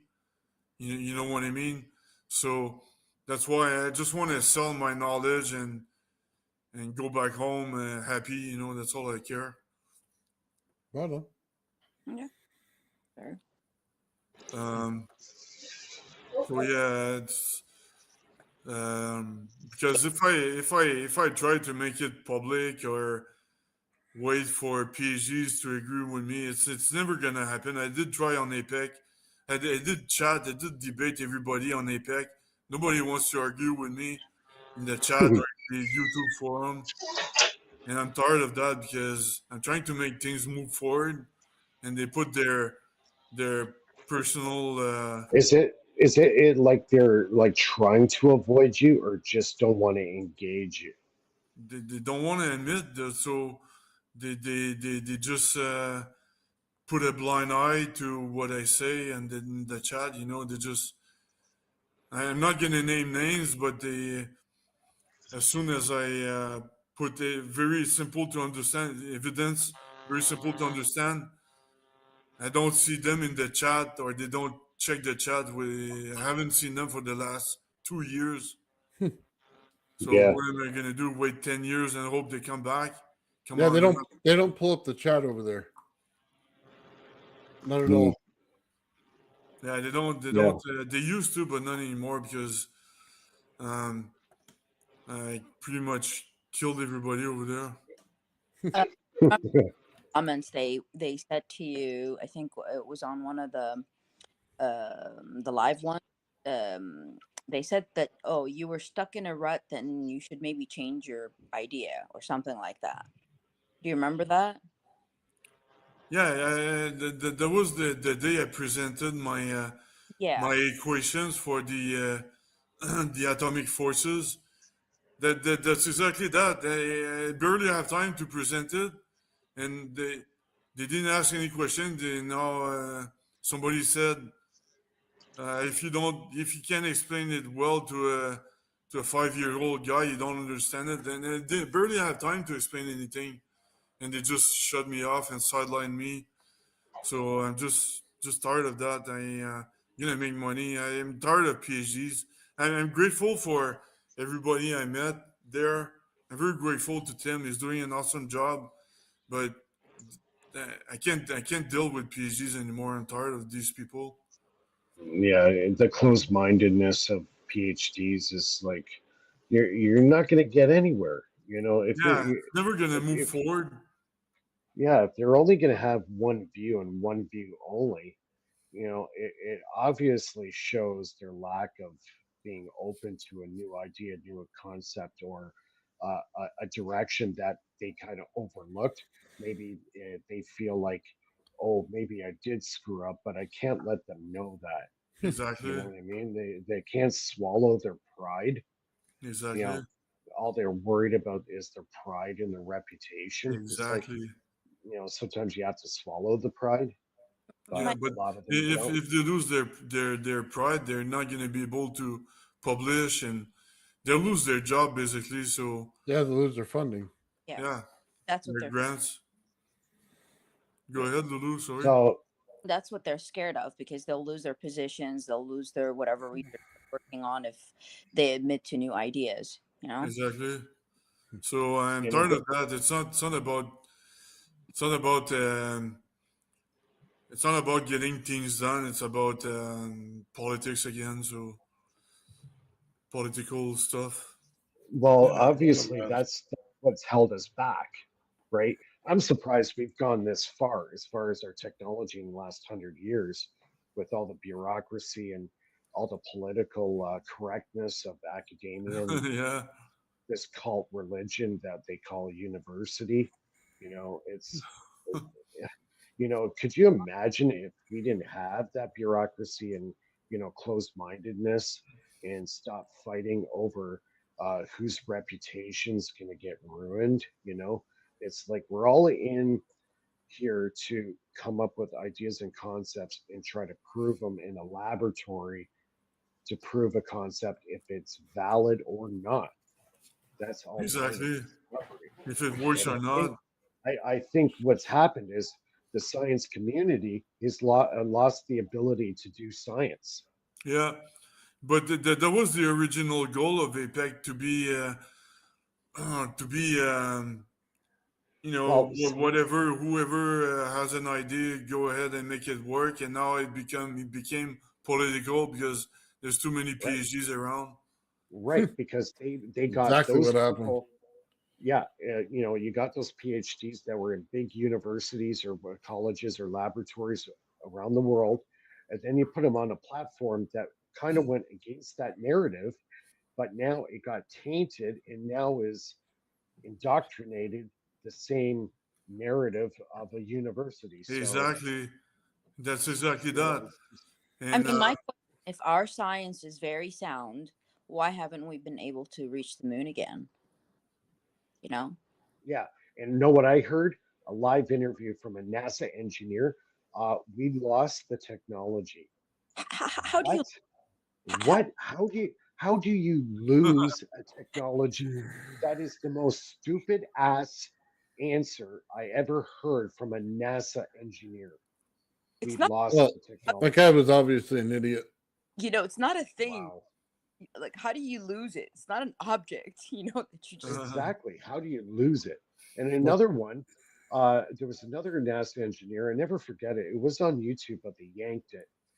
The guy says, "Yeah, well, we've never been able to figure out how to get through the Van Allen belt." we don't So, have Voyager 1 or 2 or the y- satellite that's around the moon. We don't have, pictures of every planet in the solar system. like, if you can't get through the Van Allen belt, how can you get to the moon? If going through the Van Allen belt and you get bombarded by so many X-rays and whatever that can kill you instantly. So that begs the question: did we actually go to the moon? And the NASA engineer said this on film, on record, that we haven't been able to go because we haven't been able to figure out how to get through the Van Allen belt. And he admitted it right on film. And they yanked it off YouTube. You can't find it now. It just So, we've It's been. ignorant with the way the fields work that you would even think that you needed to go through the Van Allen belt to get to where you need to go to. right. And this is coming from a NASA engineer. So, That guy was a fool. That so one guy. He's probably some guy that got an intern job, and that's what his job was, and he got fired the next day. I think they're more focused on publicity than the science. And they've been like this for the past minimum. well, it's a tax grab. It's a tax grab. You know how many millions upon millions of dollars in taxpayers' dollars goes into NASA. And what have they accomplished since the space shuttle? What have they accomplished? Right now, Jack it's shit. right now it's SpaceX taking over with Right. technology of NASA, but NASA itself hasn't done any groundbreaking stuff for a long They've time. done zero. I think the last thing they did was the gravity probe B to measure the lens steering effect, but there was so many noise that it was inconclusive. They spent like billions of dollars, and there was too many noise, and they did it incorrectly, so it was inconclusive. Their experiment. I think they're now more like commercially driven, as an science institution than as like a research or research and development institution. They just all for them is just like, oh, this company is going to develop this part, and this company is going to develop this part, and that company, it's like, hey, what are you doing though? Well, they just started disclosing a lot more about Mars. So they show you the true picture of it. They start telling you that there's water on there now. And it only has to do because other companies are going out into the solar system. So they have to start disclosing some of this stuff because they already knew it. And they've been lying to us the whole time. Now they're starting to disclose it because they're about to be found out. And so it'll start trickling out over the next couple of years. You'll see. We'll have a whole full picture of Mars that looks totally different than what it did before. So do you think that's interesting? Do you think there's already people on Mars? Oh yeah. You know how that's. I've already visited it. NASA? If it comes out that everything that they've told everybody in the last 50 years has been completely false, you know what that's gonna rip a hole through NASA like they've never imagined. Yeah, you would say that, but then they knew who killed JFK 40 years ago, and we don't care today. You get what I'm saying? They just wait until the time elapses where the old fogies can't remember it. And then doesn't really care, Yeah. That's what they do. That's how they work. And they're very good about it. NASA, never a straight answer. Right. Yep. Because the empire they built themselves, can sustain itself past, whatever memory of it happening. Well, as soon as APAC decided to connect with NASA, everybody was required to have a PhD. Let's just put it that way. And the handler said no more. And there were no more good inventions coming on that show. It's the same people every week. And it's not going to change because that's who they are now. They are not part of the machine. Yeah. It was more fun. APEC was more fun, like, let's say 3 years ago. Yeah. I During the pandemic and everything. Yeah, lately it's been, like you said, the same people. They're great. I'm not saying that nothing's wrong with the presenters, but I don't see any more new ideas. How it's just been sitting there for the past It's couple years. all rehashing old ideas and really not really getting anywhere. No traction. Yeah, but they're they're they're I don't know. I think they need to we were there since the beginning, and now we're being kind of sidelined in favor of PhDs. That's what pisses me off a little bit. And Yeah. I mean, they're having something like a by invite only in the next few weeks if they like you go to attend their anniversary party or something like that. Whatever. I've been to one. I've been to their first one. I went to New Jersey. It's pretty interesting. Like, I wanted to see what I was gonna be spending my time. To what. They've got cool machines. They've got Tesla coils. They've got CNC machines. They've got Faraday cage. They've got I don't know, just everything. But it's always how am I going to explain it? It's not the wasn't very inviting. Let's put it that way. It's meant for just particular people, and that's it. And That I've when you always go there, don't ask too many questions. Don't try to figure out the answer. Just shake your head and yes, yes, I understand. Yes, tell me more. Yes, yes. Feed me the same line. Oh. No, it's the way it is. You go in there and you tell them anything about Tesla coil, and they go, "Yeah, it makes sparks. It makes a radiant field. We're done." And then, well, why'd you pack it in the truck and come here? Because you wasted my freaking time. Okay, because I know exactly what that thing does, and it does way more than that. There was a presenter there. His name is Curtis Horn. He's working on something. I keep on asking this question, and they keep on ignoring it. I say, what if you put this device in water? Does it move? Yeah, you could see it, and maybe I've asked this question at least 3 times. No response. So it's either yes, and they don't want it to say yes, it does, and then or no, it doesn't because the device doesn't work. yeah, they're just sidelining you and your question. I don't know, but I've asked it 3 different times and no response. They just Yeah, go on with the conversation as if I didn't say anything. So I don't yeah.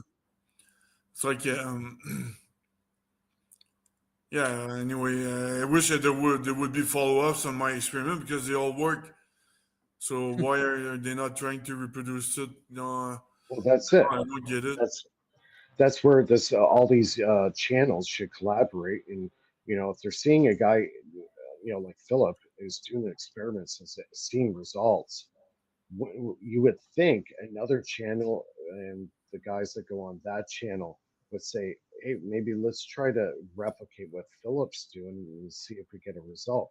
But you don't see that happening. Well, hold on. Let's restate that. They are doing his research. They are putting everything together in the back room of their lab. They're not disclosing the fact that they took your stuff, and they're not giving you credit for it. But every single paper that they come out with and test they come out with, you notice it has something to do with somebody else who was coming on there that wasn't one of them. And now they're coming out with new technology. And it continues to happen again and again and again. I mean, it gets to the point where it's just ridiculous. You know what they're doing. They're just taking ideas. And at this point, it's time to stop feeding the machine. Exactly. Because they're screwing up the whole test. Every single one of them that I see, and it's like you have no idea which variables to look for, do you? You have no idea which direction to go to because you've never done the experiments. You have no clue. And you can see it as soon as they put it out. You can see it as soon as they put their circuit out. You can see it as soon as they try to tell you they have something more than they do because I've already done the experiment. I already know what you have. As soon as you opened your mouth, I knew what you had. So it's just kind of, it gets ridiculous to a point. And it's like, dude, go freaking build your own stuff and figure it out because I'm getting tired of you stealing everybody's stuff. Yeah, they're scabbing. So yeah, that's why I stopped disclosing everything. I'm just gonna sell my knowledge to the U.S. Navy directly. I just put it out there, man. I just don't care. I don't need any money for my life. The rest of it, I'm good. I did well. I'll just put it out there for free. Yeah. You But know, you stumped them when you built the Graviflyer. That's where the big shift happened. You know, like when you built that thing, it actually worked. Like it made everybody like, oh my gosh, you know, no one's presenting something, but somebody completely from outside of the box is actually doing something and making it work. It's not testing after testing after no, it actually works. You know, so yeah. Yeah, it's crazy. They they won't know for another month. What do you mean? yeah. I got 30 days left of YouTube screwing me over before I can start collecting money for what I do, and that's when I'm gonna start letting everything out. Oh, yeah, they demonetized me yesterday. Oh yeah. Why? Yeah. Why? Good question. They didn't say why. Uh, Not specifically, no. Just because of the strike and the warning, and they're saying my numbers are dwindling. I think I've been blackballed again. Hmm. I think they blackballed me, and now they've demonetized me. I think this was all planned because, Well, yeah. I don't know. So Can I honestly, I've lost a lot of faith as far as YouTube's concerned. I use Patreon, and Patreon seems to be doing a lot better for me. So I'm sticking with Patreon. So, like honestly, the way I feel right now, it's like if I were to have to move over to Rumble, I'll do it because I'm just like almost had enough of it. Oh, and know what also YouTube did? I also have my YouTube or my channel on Odyssey. And what would happen if I uploaded a video to my YouTube channel? It automatically updates on my Odyssey. Well, guess what YouTube did? They put an encryption on it now. So when I post a video on YouTube, it doesn't get synchronized to Odyssey. They block That's Odyssey. probably why they demonetized you right there. Is the link between the two systems. Maybe. them Yeah. separate? No, it is. They don't like you going on other platforms. oh yeah. Hmm. So you can stream. You can stream on. So yeah, you can stream on YouTube and anywhere else at the same Oh, time. you can. You shouldn't link them. Yeah. Okay. So, yeah. So now, if you have your YouTube channel and you're synchronized through Odyssey, so every video you post on YouTube gets updated on Odyssey, that won't happen anymore. YouTube stopped that. Do they give you the lists of your people that watch you, like their names, or no? You don't have that. No, I think it's part of privacy. They won't. Mm. No, I got they show you the last 3 people who subscribed to your channel. That's it. Hmm. Yeah. Because Which I think is you crock.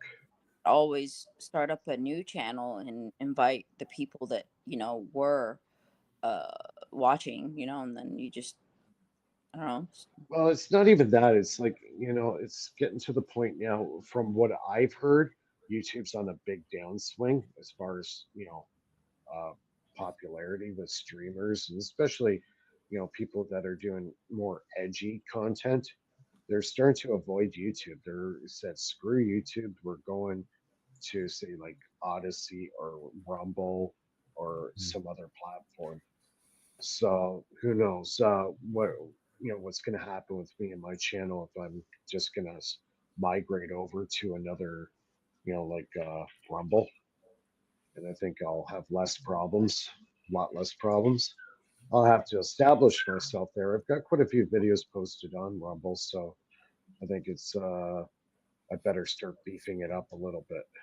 I don't know. I'd research why they demonetized you and try to fix it. Yeah, I think it's just the numbers. But if they put the algorithm in and blacklist you, I noticed too my subscriptions have they basically flatlined. It's like no, how is this possible? I'm still getting numbers. I should still be getting say 10, 20 new subscribers a month. I'm like flatlined. I'm like no, that's impossible. There's no way with the amount of views I was getting that my subscriptions is flatlined. Like, give me a break. That's something's wrong. Either I've been blacklisted, blackballed, whatever you want to call it. I don't know. Do It's they, weird. like somebody can call? I don't know. Like, No, I just have a YouTube. I don't have my own channel. Like, I don't post on it, but I have YouTube, so I don't know what you could possibly do with them. Can you yeah, post like a big YouTube? You can post like whenever you have a show with the big flashing, blinking red light in live, but you when people go on the YouTube channel, you redirect them on the Rumble channel and in the comments or something like that. you know what I'm going to do? I'm going to come up with a free energy device that you can make with a mouse, and then see my numbers go through the roof. Now, Like, if you want your numbers to grow, very honestly, put out 5 shorts a day. Okay. Drop a mhm. long form video that's at least more than 5 minutes, at least once a day. And then drop a 40-minute video at least once a week. And your numbers will start skyrocketing. That's how you do it. And Mm. if you put in the time, it'll go up. If you don't put in the time, it won't go anywhere. Yeah. See, the thing is, it's not like my channel doesn't have content. If you go through my channel, I got over 460 videos. No, I I understand got that, but it's not about right, how many you have. right, It's how much new content are you putting into the system? right. Because they don't care how much you have. Yeah, That's the point. They want you to keep putting in new content. right. They want like current revolving content. Well, So yeah, because like, everybody's seen your stuff, and then they stop promoting it already. So who's getting it? So like, by putting in the fresh content, going back and rehashing some of your stuff, make quick videos out of it. Drop, drop, drop, drop, drop. Boom, your no, number starts to explode. know where I was getting 60% of my views. Take a wild guess. All by searches through Facebook and the news groups. That's where most of my traffic was coming from. From Because Facebook. yeah, Facebook news groups. Yep. And That's I been a huge amount. They got news I groups get a on lot of Facebook. traffic from Facebook as Oh well. yeah, tons. Yeah, I was getting 60% of my views coming from Facebook news groups. Oh, I that's got a cool. whole list of them. So whenever I do a live show like this at the end of the night, I'll go and post this video on all my news groups that I'm joined, and that's where my traffic comes in, and it worked well for a very long time. Yeah. what about LinkedIn? So Use LinkedIn. LinkedIn, I kind of stayed away from LinkedIn. From what I've been told right now, the best places to post, believe it, is Facebook and X. So apparently, a lot of people do really well posting on X. Yeah, X is pretty. It's more open-minded than now with Elon Musk. So they're not gonna. They're not gonna. You know. And watch what I say, but they're not gonna be bitching you like. You know. Yeah, it's just it seems like they're like you're in a box and they're the walls are closing in slower and slower. Yeah. You're coming in, what they feel like you're getting squished to the point Yeah. where it's like you don't even want to be part of that platform anymore. So I'm gonna start posting on X. I'm gonna start posting on Rumble more. I've started to download a lot of my videos that I'm trying to get all the content that I had on YouTube, trying to download it so I have a hard copy of it. If Yeah. at some point, YouTube decides to pull the noose on me. Can you get monetized on Rumble? Yeah, they have. You can do that too. You can make money off of Rumble as well. So just But when you're about I, to have a show, just post it in all these news group on X and or I have TikTok or found, whatever. I have found I've made more money uh, using the platform of Patreon. You link your YouTube channel to a Patreon site. You can link all your videos, pictures, any kind of media on it. You set up your subscriptions free, $5 a month, $10 a month, whatever, and it gives you more benefits if you pay more. And I found consistently made more money with Patreon. So yeah, that's why I've stay with it, right? And Okay. that money from Patreon pays for the parts I need to make my projects. Okay. Like it paid for my 3D printer I needed. So, and every now and then I also have my link there for a PayPal donation. Every once in a while, I'll get that one person who'll donate $1,000 or more. And it's like, whoa. It's like, Oh yeah, that's thank you. cool. Yeah, like My- the most I ever got, like the biggest donation I ever got on PayPal was $4,000. Oh yeah, Like, wow. whoa, yeah, $4,000. Mike, I think Um, you do like t-shirts, like a merch store. I mean, it's pretty like I was, you know, yeah, bumper stickers, t-shirts, like bumper stickers. I mean, Yeah, I should get a bumper sticker. Here's a good one. yeah. A bumper sticker have Faraday research, and they'll um, uh, underneath Faraday research, you'll go, were you this close to Faraday? If you could read, if you're too close to the bumper, are you this close to Faraday? yeah. Yeah. I mean, just like these things, the digital part helps bring in more subscribers. And at the same time, it generates money. Not a lot, but just something, you know? Mhm. Yeah, you know what? This is until Yeah, you're ready. like you'd be surprised. Like I never expected this money to come in. It's just somebody just I I hit them in the right spot, and they wanted to help.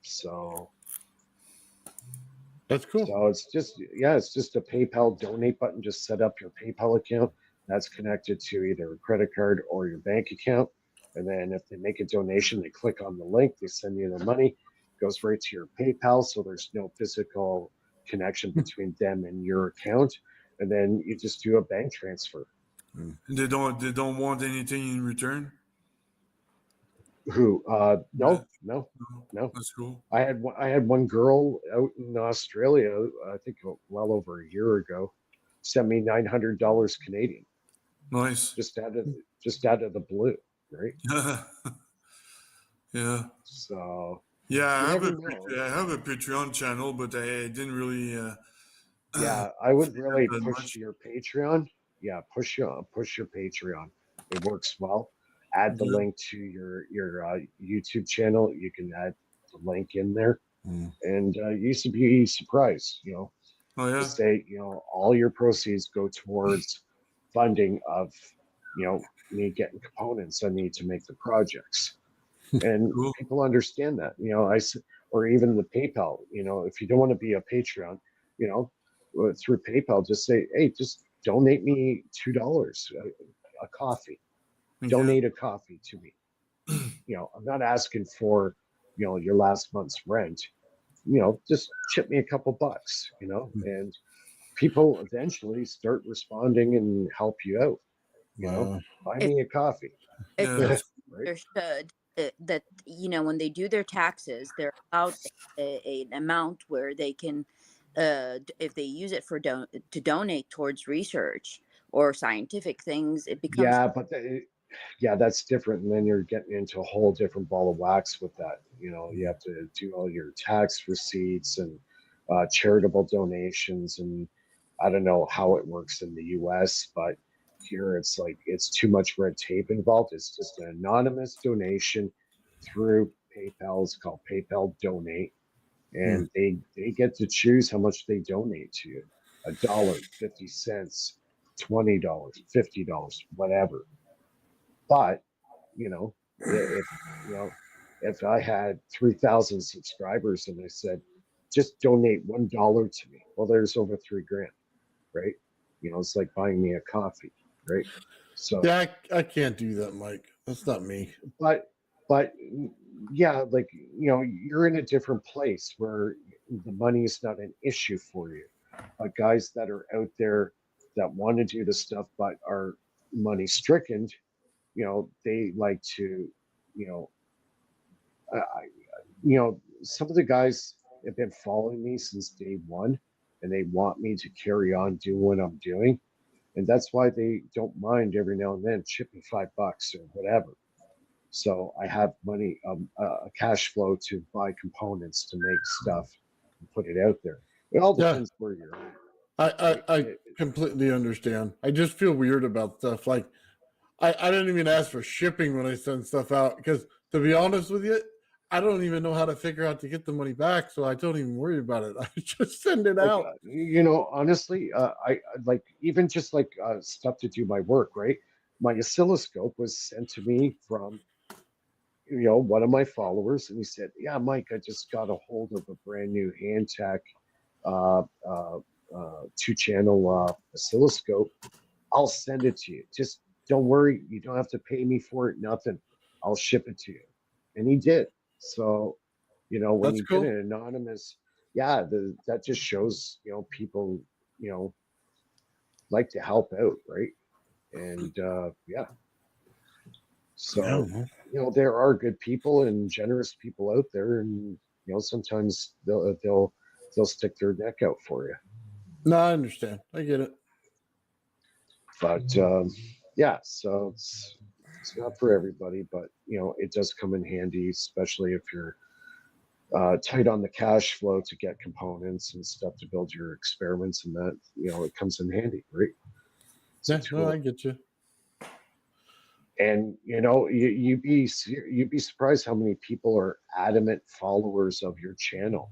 They'll follow you right from day one and just keep watching it.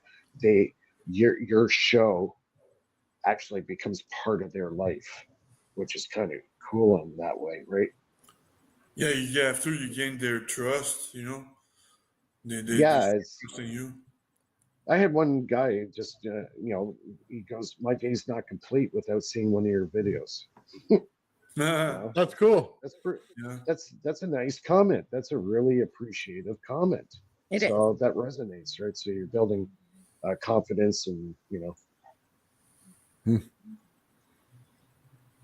Yeah, I wish you well with it. I hope everybody takes care of it and you give them some cool results from it, and it turns out well for everybody. Well, yeah, like as far as like the pulse motor, and I'll do my disclosure with you on Sunday about the motor and how it works, and I just hope people embrace a different idea, because so many people are hung up on transistors and MOSFETs to run their pulse motors, where I really think they're losing something there. I'm interested to find that out. That's going to be really cool. Yeah. So, yeah, it's going to be a good thing. It's gonna drum up a lot of questions. I'm sure of it. I was taking apart some stuff today of circuits and just running back through them to get the flow patterns and everything else down, and find out the anomalies in the circuit based on what the circuit is. You know what I mean? And then what are they actually trying to produce out of it? And it's like a whole mess that goes on until it finally makes sense, and then boom, you hit it all at once. Yeah, so like kind of like what I'm doing with my motor.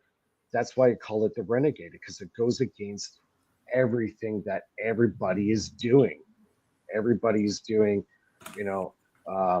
MOSFETs, SSRs, all this kind of stuff. My Renegade, I'm using literally an on-off switch. Yeah. So it goes against everything that Bendini, it goes against all those guys. Only one guy that I know of that used like somewhat of a disruptive discharge is Robert Adams, and that's where I got inspired on his design. And he was claiming 800% efficiency. Yeah, what you got to do is look and see how fast you need to switch, and then you can determine your parts from there. Mhm. That's a lot easier way to go than trying to cram in a whole like years worth of study on MOSFETs and transistors and resistors and figure out how it all works. So it took me quite a while to get all that down. Yeah.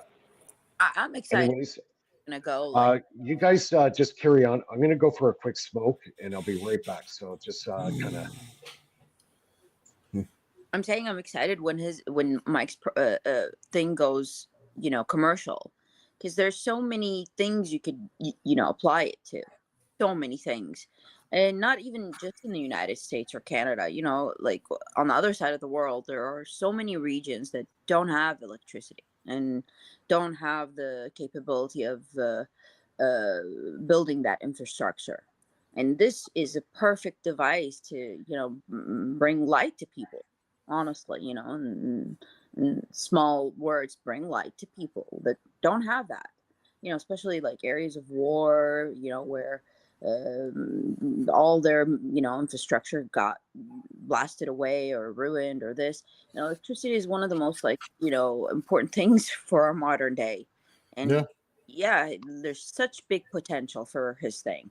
I'm for sure I could get his thing, in at least like 3 countries, at least 3 countries. I've got family members all over, the world. And I have an uncle that once told me, he's like, if you can find something that could, generate electricity or hold energy for a long time. And back then I didn't know any of this ideas.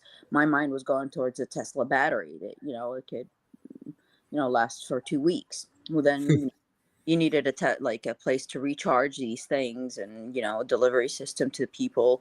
But this is, you don't need that. It's on its own. There's, Yeah, it's all if you combine this form of energy with high temperature electrolysis and energy teleportation, we have plenty of solutions available. We can't whine anymore that you're with the green deal and all that bullshit. So we have plenty of solutions available. So the society cannot complain anymore. As soon as they stop putting fans in the ocean, we'll be all right. It's ridiculous. Yeah.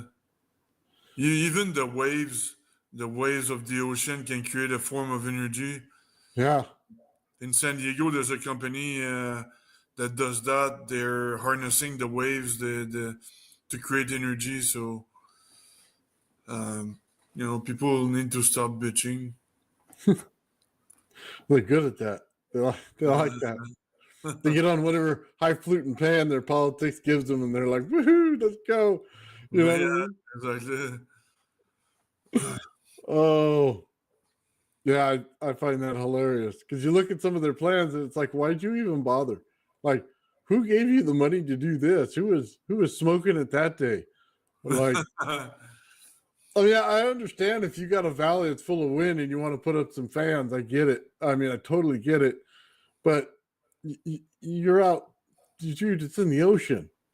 Like, why? You're just screwing up the animals in the ocean and it's killing them. Yeah. You're killing a lot of birds.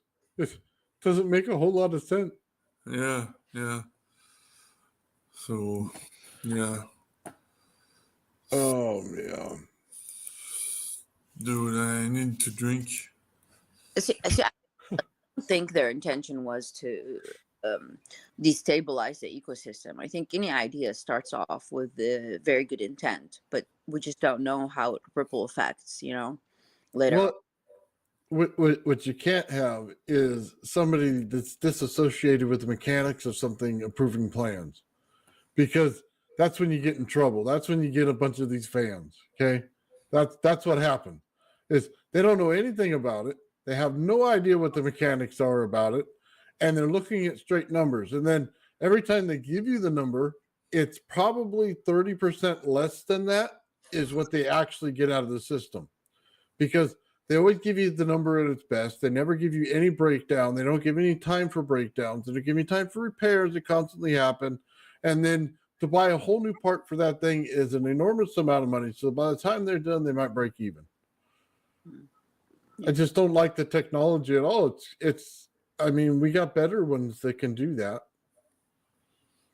You know, they constantly complain, oh, China's building coal plants. Well, find them an easy plant that they can build that's cheap, and they'll build those. Why? Because they only care about the cost efficiency. They could care less what kind of technology it is. All they want is something cheap that runs cheap that can be continuously run. True. That's it. You come up with something better, and they'll steal it from you, take the patent, and use it. That's the way they work.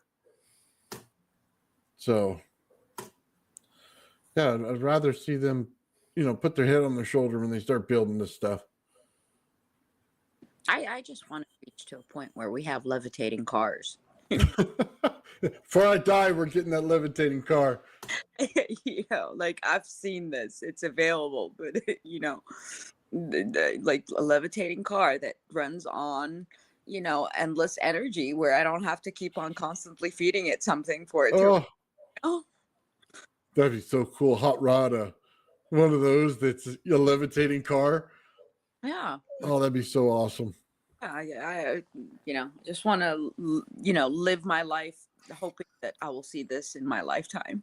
I want the little thing in the Back to the Future thing where you put the banana peels in there and the leftover beer, and then it goes. I want one of those. Yeah. Yeah, or like, actually like the space elevator, like doing something really different, not something that we've been, for the past. But that's what Jeff Bezos want to do. He want to create some sort of ring in space, in orbit, that has artificial gravity because it spins. Mm-hmm. So he wants to create some sort of city in orbit, something like a hotel, some sort of hotel in orbit. I mean, I like his ambition, but let's see if he can make that happen. I don't know. Yeah. So affordable, not like $500,000 just to go for 4 minutes. Yeah. Like, wow. It's like a spaceship, but just to sit there for a hotel. Yeah, but it spins at the same time to get artificial gravity, something like that. So now Musk is into that stuff also. So we'll see what happens. I don't know. Man, Musk is like this guy. I mean, okay, he's intelligent, but his ideas are scary. Yeah, I saw one video of his like trying to create babies, artificial wombs. Like, man, that's just okay. The concept is cool, but do we really even want that? Yeah. Well, I mean, they create robots to change. They right now they're creating robots to change your partner. So girls are going to be with robots and guys with robots. So that's the way it goes right now. So nasty. It is sick, but that's the way it is. There's nothing we can do about it. Hey, like what, we ran out of people on this world to create robots. It's just nasty. It's not, not okay. It's a population control. Yeah. I don't know. I think we won't, like, it will change the whole human like emotion system. You lose that whole empathy, the thing that's called love.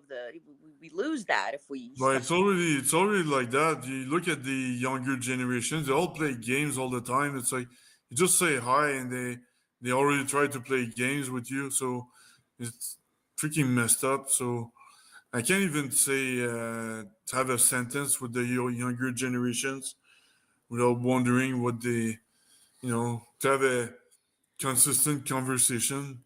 It's already they're completely different. They're not patriotic. They don't want to go to wars.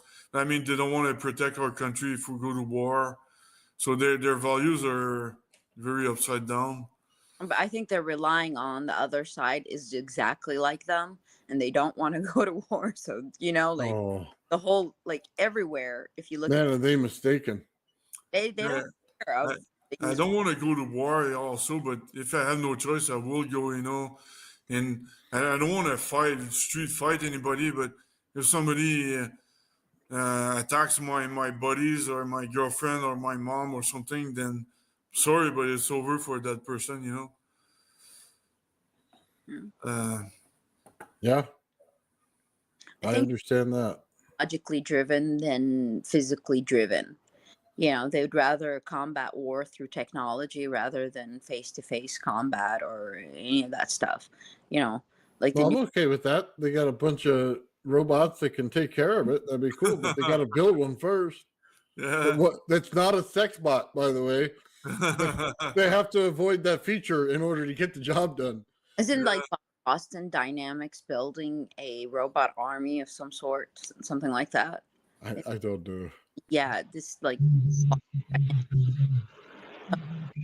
robot, soldier robot.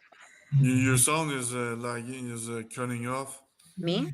Yeah. Yeah, you're breaking up. Hold on. Oh yeah. Better? Try again to speak. This better? Yeah. Yeah, I was saying they're already building a robot army. So Yeah, that's been in the works for a long time. Look at the drones. yeah. Drone technology. I know a guy right now. He, I believe, is in Germany, and he has a drone that can circumnavigate the entire planet without losing power. That's cool. Wow. Like really wow. And they got autonomous weaponry too. So not only drones, but it's they got. I can't. I'm working on something myself. I cannot talk about, but it's autonomous stuff. It's pretty cool. Yeah, it'd be good if they could pull it off. I mean, it would probably take the sting out of war, so they wouldn't realize that they shouldn't do it.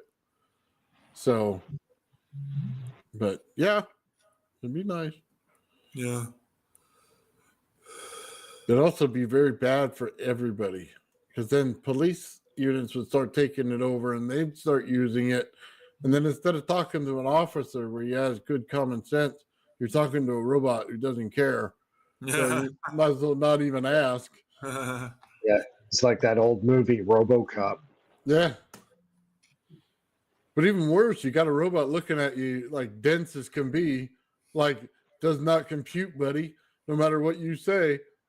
Yeah. I mean, I think the robots are more to read like your telemetry things, like your pulse, your heart rate, the vibration of your voice, where your eyes looking, it's really Yeah. And they can integrate a lie detector test easily, so they can tell if you're lying or not. Oh, I swear to God, I think the police already have those. They have this little machine. The other day I had to call them because this fiber optic company put a box. Anyway, so they came and I was talking to the police officer and he had this thing and it kept on like beeping, like it felt like a Geiger counter kind of thing, like it beeped every so often. So when I watched him talk to the other guy, the thing was beeping like so much. So I was like, what is this little thing? I'm really interested in doing some research on this. They wear it like right there, like, and it looks like a camera, but it's not a camera because it's emitting something. So I'm pretty sure it's reading something, and it's an indicator for them of some sort.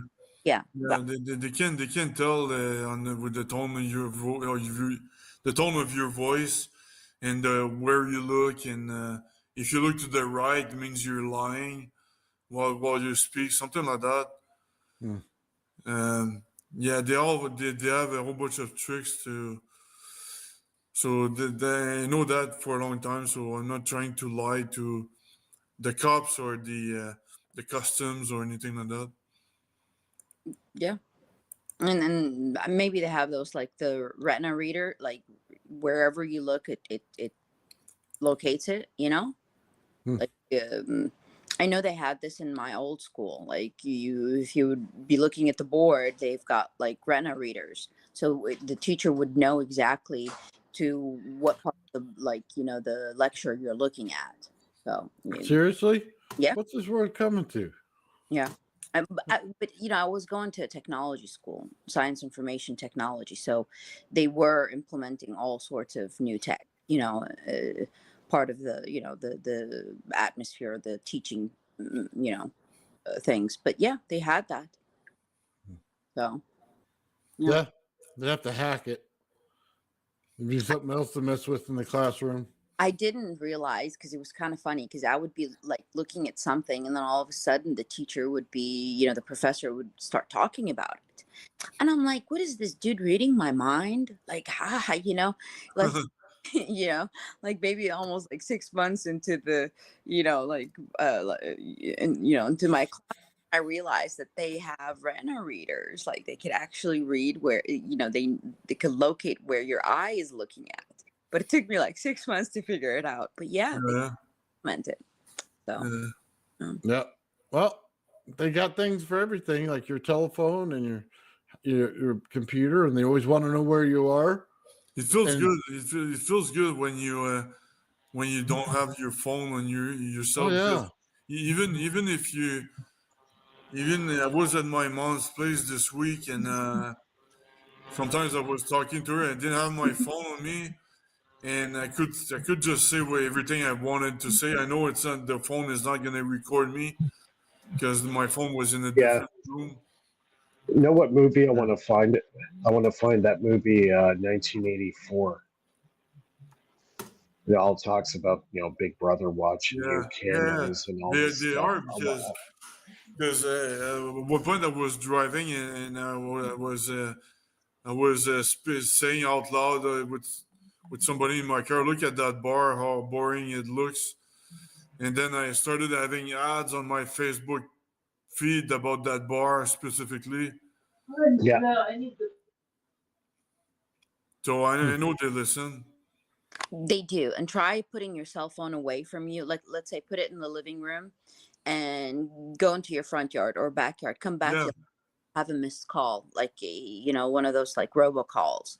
It's a form of that for you to get back to your phone. exactly. Always want to have like you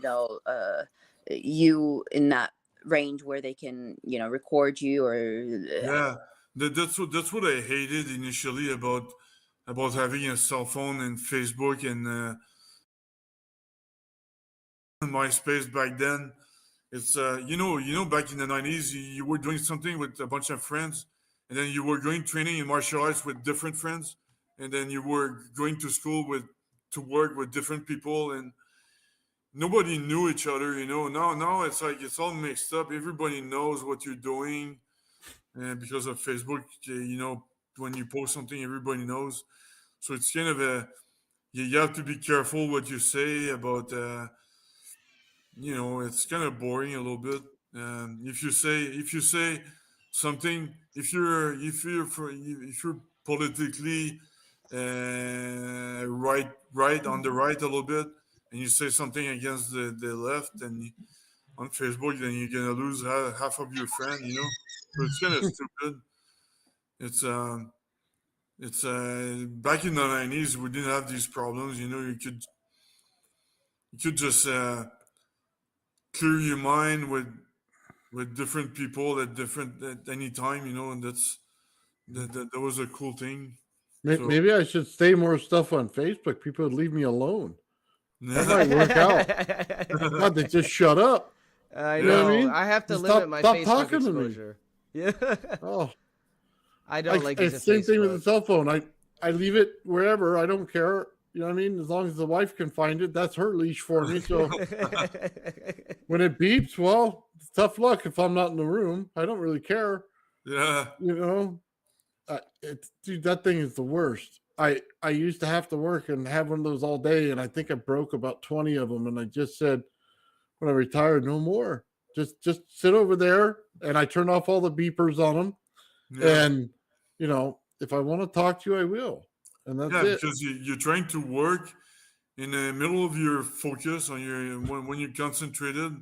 Yeah. The goddamn phone rings that can ring at any time, and you lose your concentration. You know, it's no, you get to restart over again, and That's the disruptive technology. exactly. Yeah.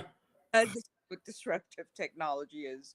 You know, has it happened to you that you're focused doing something, and then like you're like so immersed in it, and you get like some bullshit call, and you're Exactly.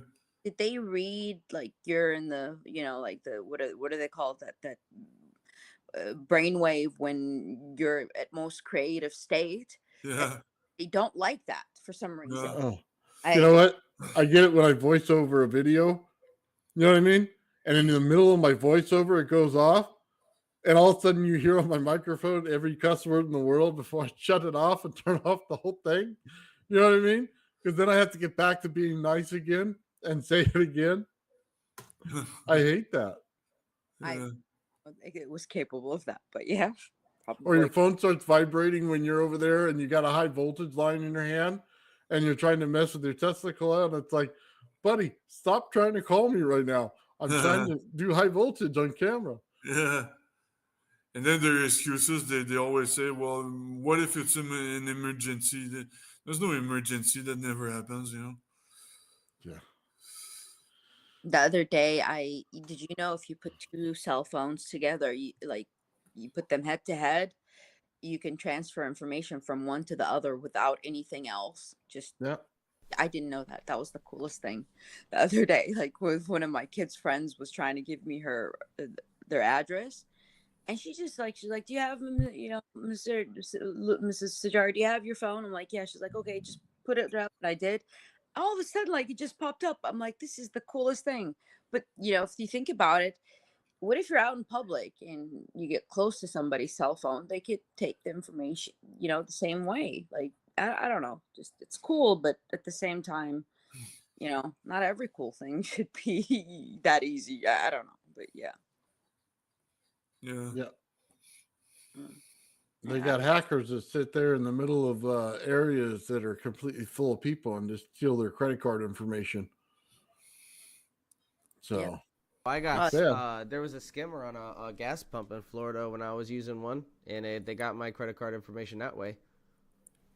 Oh, Yeah. yeah. Yeah, Or a they debit call card, they call it whatever. skimming. Yeah, they call it skimming. Did you see the new device called Flipper? It's like a little white. Yeah, yeah, yeah. That's been out for a while. Okay, that's one that like they could steal stuff and decode. Yeah. So you just have to walk nearby, and he's gonna read your credit card or something. Yep. Credit card, your keyless entry on your car. Yeah, everything. Anything that has a code. Yep. Encrypted. Yep. It's Well, pretty my scary credit stuff. card is always tapped, so it doesn't matter. Yeah. Way to solve that problem. Good luck. Problem solved. Good luck with that one. Hey, you leave the empty credit cards at home. It's got $10 on it for your meal, and that's it. Yeah, exactly. So sounds like my wife gives me a card. Here you go, there's $10 on it. You can get a hamburger. Oh yeah. What if I wanted two? No, can't have it. Declined. Yeah. I stopped using certain cards, man. It's like I don't even want to ask the question if there's anything on it. Like you give me one that's good and that's it. Don't hand me 50 of them. So King. Put cash and like I've been living in a cash world for the past 4 or 5 years. that'd be nice. Here it's less risky. Yeah, I was like literally, they bankrupt me with credit card fraud. It got too much to the point where I couldn't keep up with it, especially when Amazon came out. Man, Amazon is the biggest thief in this world. You know, if you buy something, let's say on Amazon using a certain credit card, right? Next time, if you use another credit card, they might charge both. Oh yeah. Yeah. And they know the, let's say your credit card statement one comes on the 1st and one comes on, let's say, the 20th, right? Most people don't sit and analyze, you know, they just assume they see it the first time and they're like, oh, okay, it was on this credit card. But then when they charge the other one, like, they make you lose of, you know, where it was. So I have like shut down pretty much anything that has to do with online shopping, with credit card. Literally, I've been, you know, living on a cash world for almost 4 years. Till recently, I started this thing called Cash.app. This one is like you could see it right then and there on your phone. You don't have to wait for a statement, or you don't have to log into an account to verify it. You know, right there, you make the payment and you I see it. hate I hate that thing. Really? It's because I go to sell something on OfferUp, right? Mm-hmm. And all of a sudden I don't have the cash, but I have Cash App. Mm-hmm. Well, do you know where the bank is? Like, because you could go there. I hear they give you money if you have it. So I just don't understand. It's like, dude, quit being lazy. Like, if you're going to pick something up and you want it, have the cash. It just drives me insane. It's like, I'd rather take $10 less and not deal with all your BS and have the government track me on what money I make on my little sales than, you know what I mean, ever have it going through all that. Well, yeah, I guess in that situation makes sense. Yeah. It's frustrating. It's like I don't live in a world with people like me anymore. They're If you're and like it drives that, me Nathan, it makes insane. sense. Yeah. I don't think I ever lived in a place where there's a lot of people like me. Hey, Nathan, we need more That's people okay. like you. You're a good soul, is what you are. Everybody here, we feel blessed to be among such amazing people. I agree with that. You too. Same here. Oh man. No, I look forward to Friday. You know, whatever I have, I cancel because you know, You're breaking up again. Oh yeah, we have fun on this show. yeah. Oh, Ben, did you have anything you wanted to share with us tonight? Yeah, so I can show you a little something. Yeah. I was. It just sounds wrong. I don't know if I want to see it or not. Yeah, the way you said that. Yeah. I can give you a little peek. How about the spherical coil? Do you have a chance to replicate that? No, see, I don't have any wire. I have a bunch of rodent coil frames and no wire. Oh, yeah. So I need to wait till I get some more wire. But I am planning on making some more coils.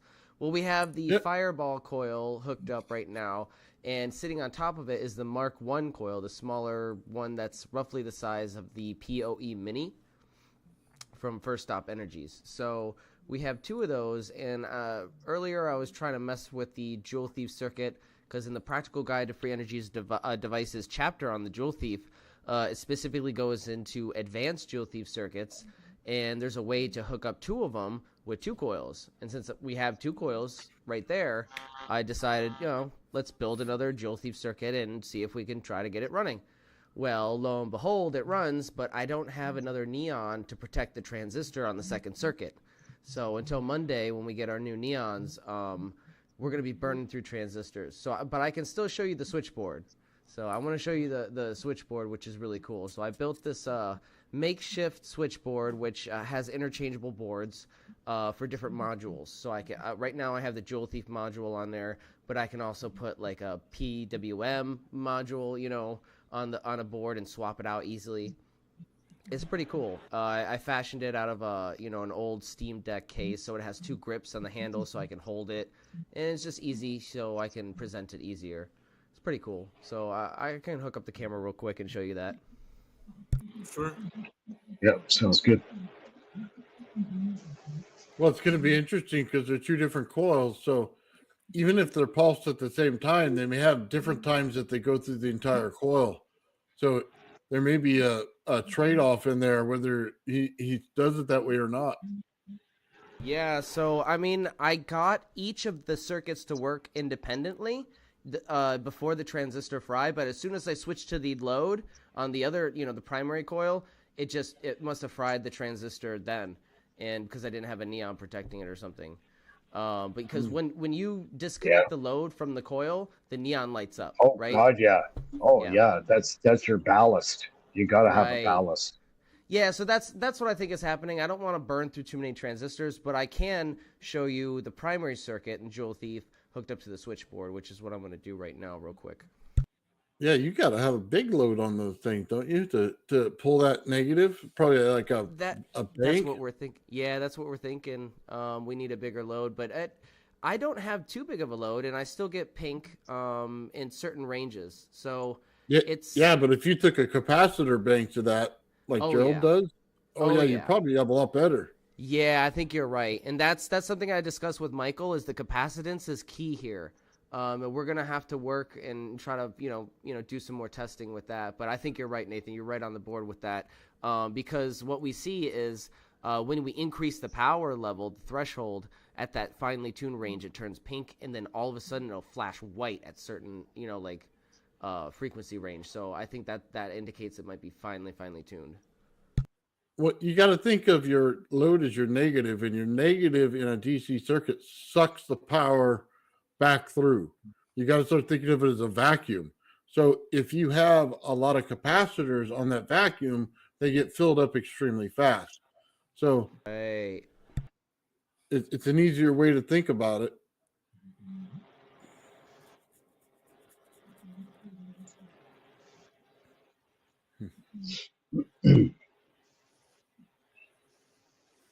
Loading XSplit, which is my camera utility. I'm just gonna go grab some alcohol. I'll be back in 5 minutes. Okay. Good. Enjoy. What are you gonna drink? They're probably getting some wine. Yeah, I think I got some booze too. let's all get loaded. No. Yeah. It's gotta thank you. It's gotta be whiskey. Oh man. Yeah, I got a few things. if I'm gonna gotta be the whiskey all the way. I'm not messing with wine or like beer or that's just I feel I like my cider beer. For kids. I like cider beer.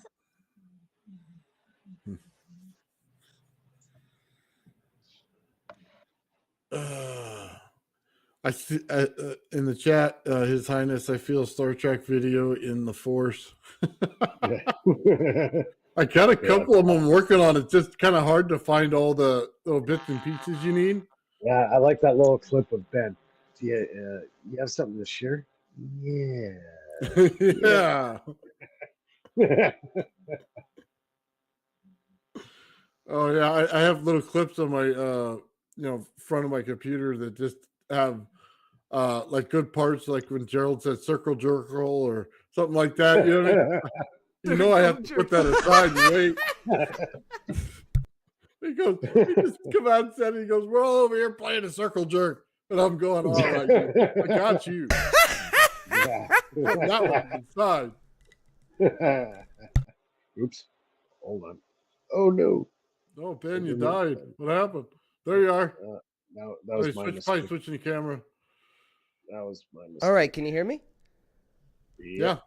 All right. So what you see in front of you is my new interchangeable switchboard, and I'll show you that in a second. Right now, it has the module with the Joule Thief and two toggle switches connected to it. Right now, we're going to turn on the power supply in the back, and we're going to put in approximately 9 volts, and we're going to light the neon lamp on the Joule Thief, and I'll show you the toggle circuit, or the toggle board here, and how it can be interchanged.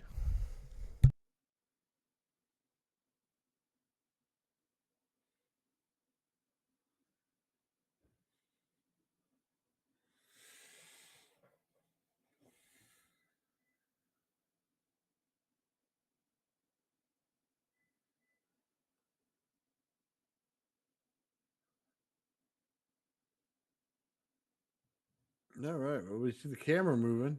Come on, Ben. Now it's wiggling more. Maybe he's dancing over there. Ben, you need more lighting in that area.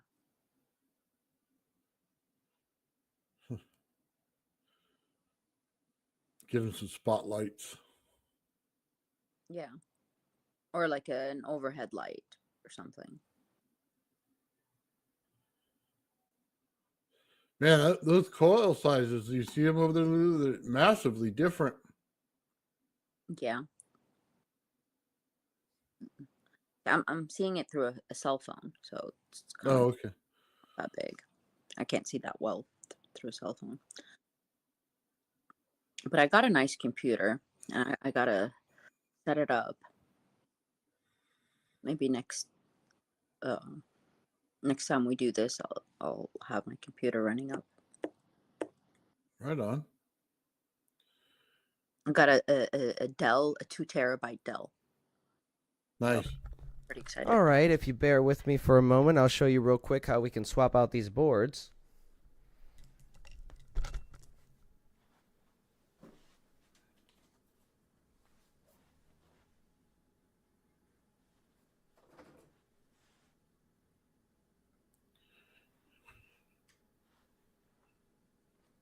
Nice. Okay.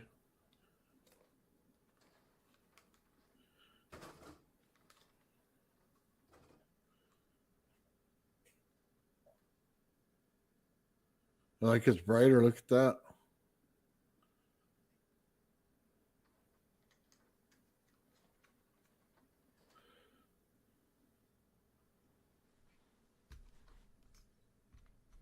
Oh, it's got an arm now.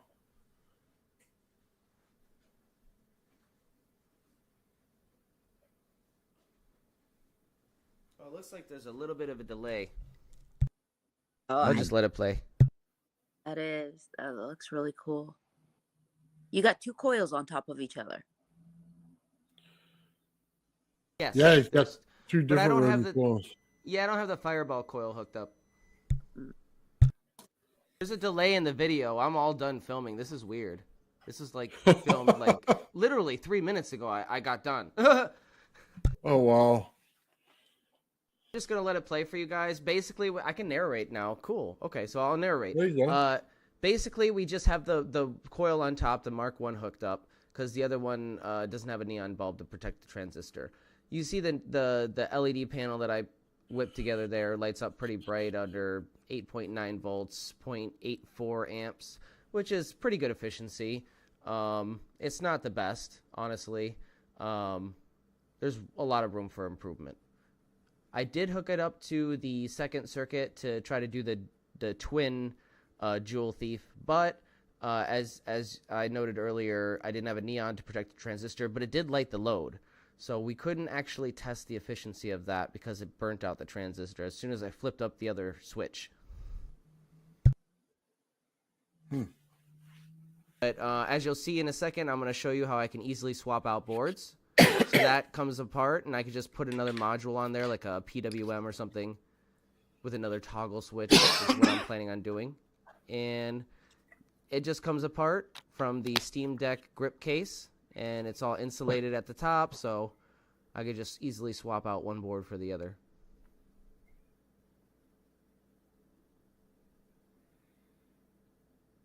Pretty nifty, seeming as I didn't really have any other tools lying around to build one of these things. Nice.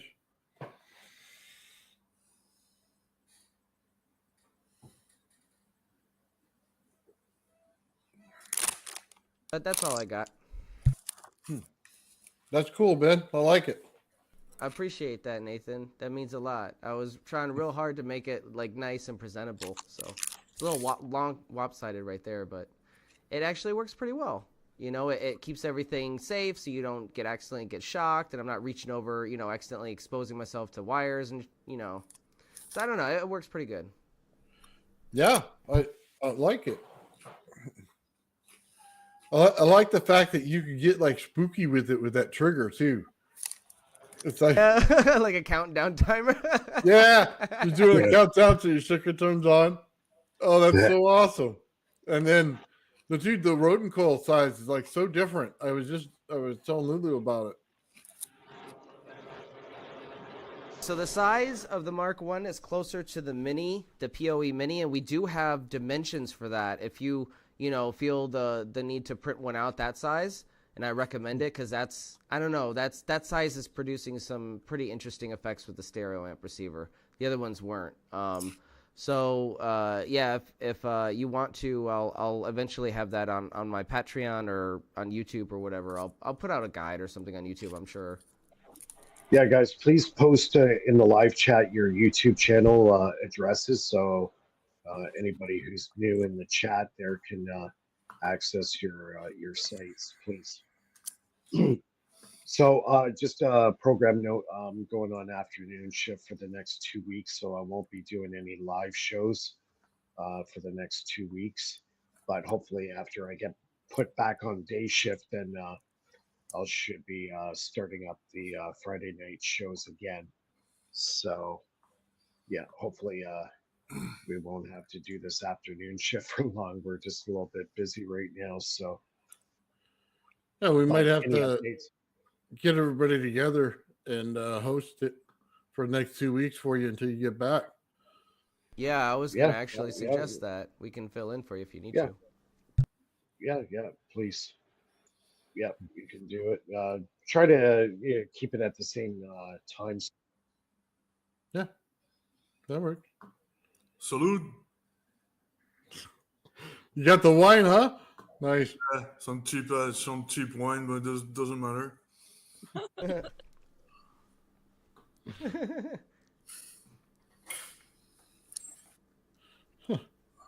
Right on, man. Careful with wine because there's something that they put something in the wine because I have a head injury and I'm very, very sensible to the crop I consume, and they put some in commercial wines. They put some conservative agent in it, and it gives me a real headache when I take that. So I gotta be careful with that. But I forgot the name. It's Wormwood. No. No, they put that in absinthe. Wow. Yeah. Have you ever tried absinthe? I have. I have, but the American version. I haven't tried the actual because the American one doesn't allow wormwood because it's Is that the green one? Yeah. Oh. Top of it, like yeah. I remember that Euro movie. What was it? Road Trip. Trip. That was hilarious. Yeah. Sorry, I lost my audio there for a second. Did you guys hear what I said before it got cut off? No. Yeah. So please take over the show if you guys want. Try to keep the same time slot and use whatever title or whatever. Extraordinary Inventors or whatever you want to use. That's cool. No Nathan will make a good fill-in host. Yeah. Take over for a couple weeks. Oh man. Yeah. Just have to watch the content. I can't make as many jokes. Yeah. Nothing about holes anymore, please. It's like the best time. I've tried to keep that towards the end, man. Oh, that's the best for last. Yeah, that's a good way to wind down. That's a really good idea. Oh, we had Ben on the other week dancing. Yeah, I seen that. Ben's That dance moves. That was really good. We all started dancing in the background, but I think Ben had his feet hands down. I don't know. Gerald came up pretty close. Ben Travolta. Got some moves, I'll tell you that. Yeah. Well, no, because he just turns his head to the side like this and stops, and it was like the best one ever. Hey Ben, maybe do one like of the moonwalk, like Michael Jackson did. Yeah. And Jackson. I'll do my best, Mike. Yeah. I don't know. That Just might be a awesome. little beyond me. Might actually be have to be up there on the moon to do the moonwalk. Ugh. Nathan, we're gonna need your help for that one. That's easy, man. Just get the AI to put the moon background, and you can like do the moonwalk and like bump into a rover or kick it afterwards. Or something. Just take Adobe Editor and then just drag a slide of myself like backwards. Or swimming, doing this. Oh yeah, put like a blue screen over it. Yeah. Oh man. Anyways, yeah, we've come to the end of the show tonight. I'd like to thank our panel again for always supporting the show and coming on every Friday night. Join us for 2 hours of fun. So, everybody, thanks a lot. We'll see everybody in 2 weeks when I get back, and have a great weekend and great. I guess your Thanksgiving's what, at the end of November or 25th, I think. Yeah. 25th? And obviously next week, the big week, the U.S. Election. I hope everything goes good for you guys, and you guys vote somebody in that's gonna help your country and not put. Yeah, if people don't vote, they can't bitch, Yeah. Yeah. So. All right, Mike, and we will see you on Sunday for your presentation. Yes. Yeah. Maybe post it on your site or whatever, or in the chat too. I'll be doing my full disclosure on the Renegade device and the history of the pulse motor. Oh, and nice. Yeah, so it should be pretty cool. I'm looking forward to it.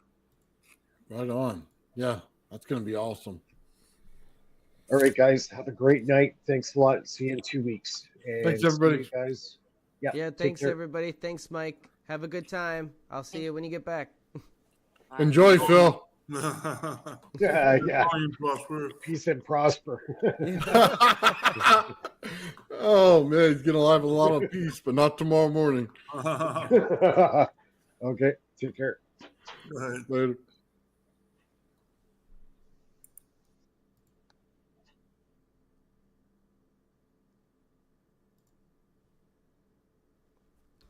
All right, so the modified Jewel Thief twin circuit was a bust for now. We will continue to do research and development on that. For now, I'd like to thank everybody for their super chats and for tuning in and bearing with the ads. I know they're a little heavy tonight. I am trying to make up the difference for what my employer lacked in our contract. So we are going to end the stream. And I wish everybody a happy night and many blessings. Peace.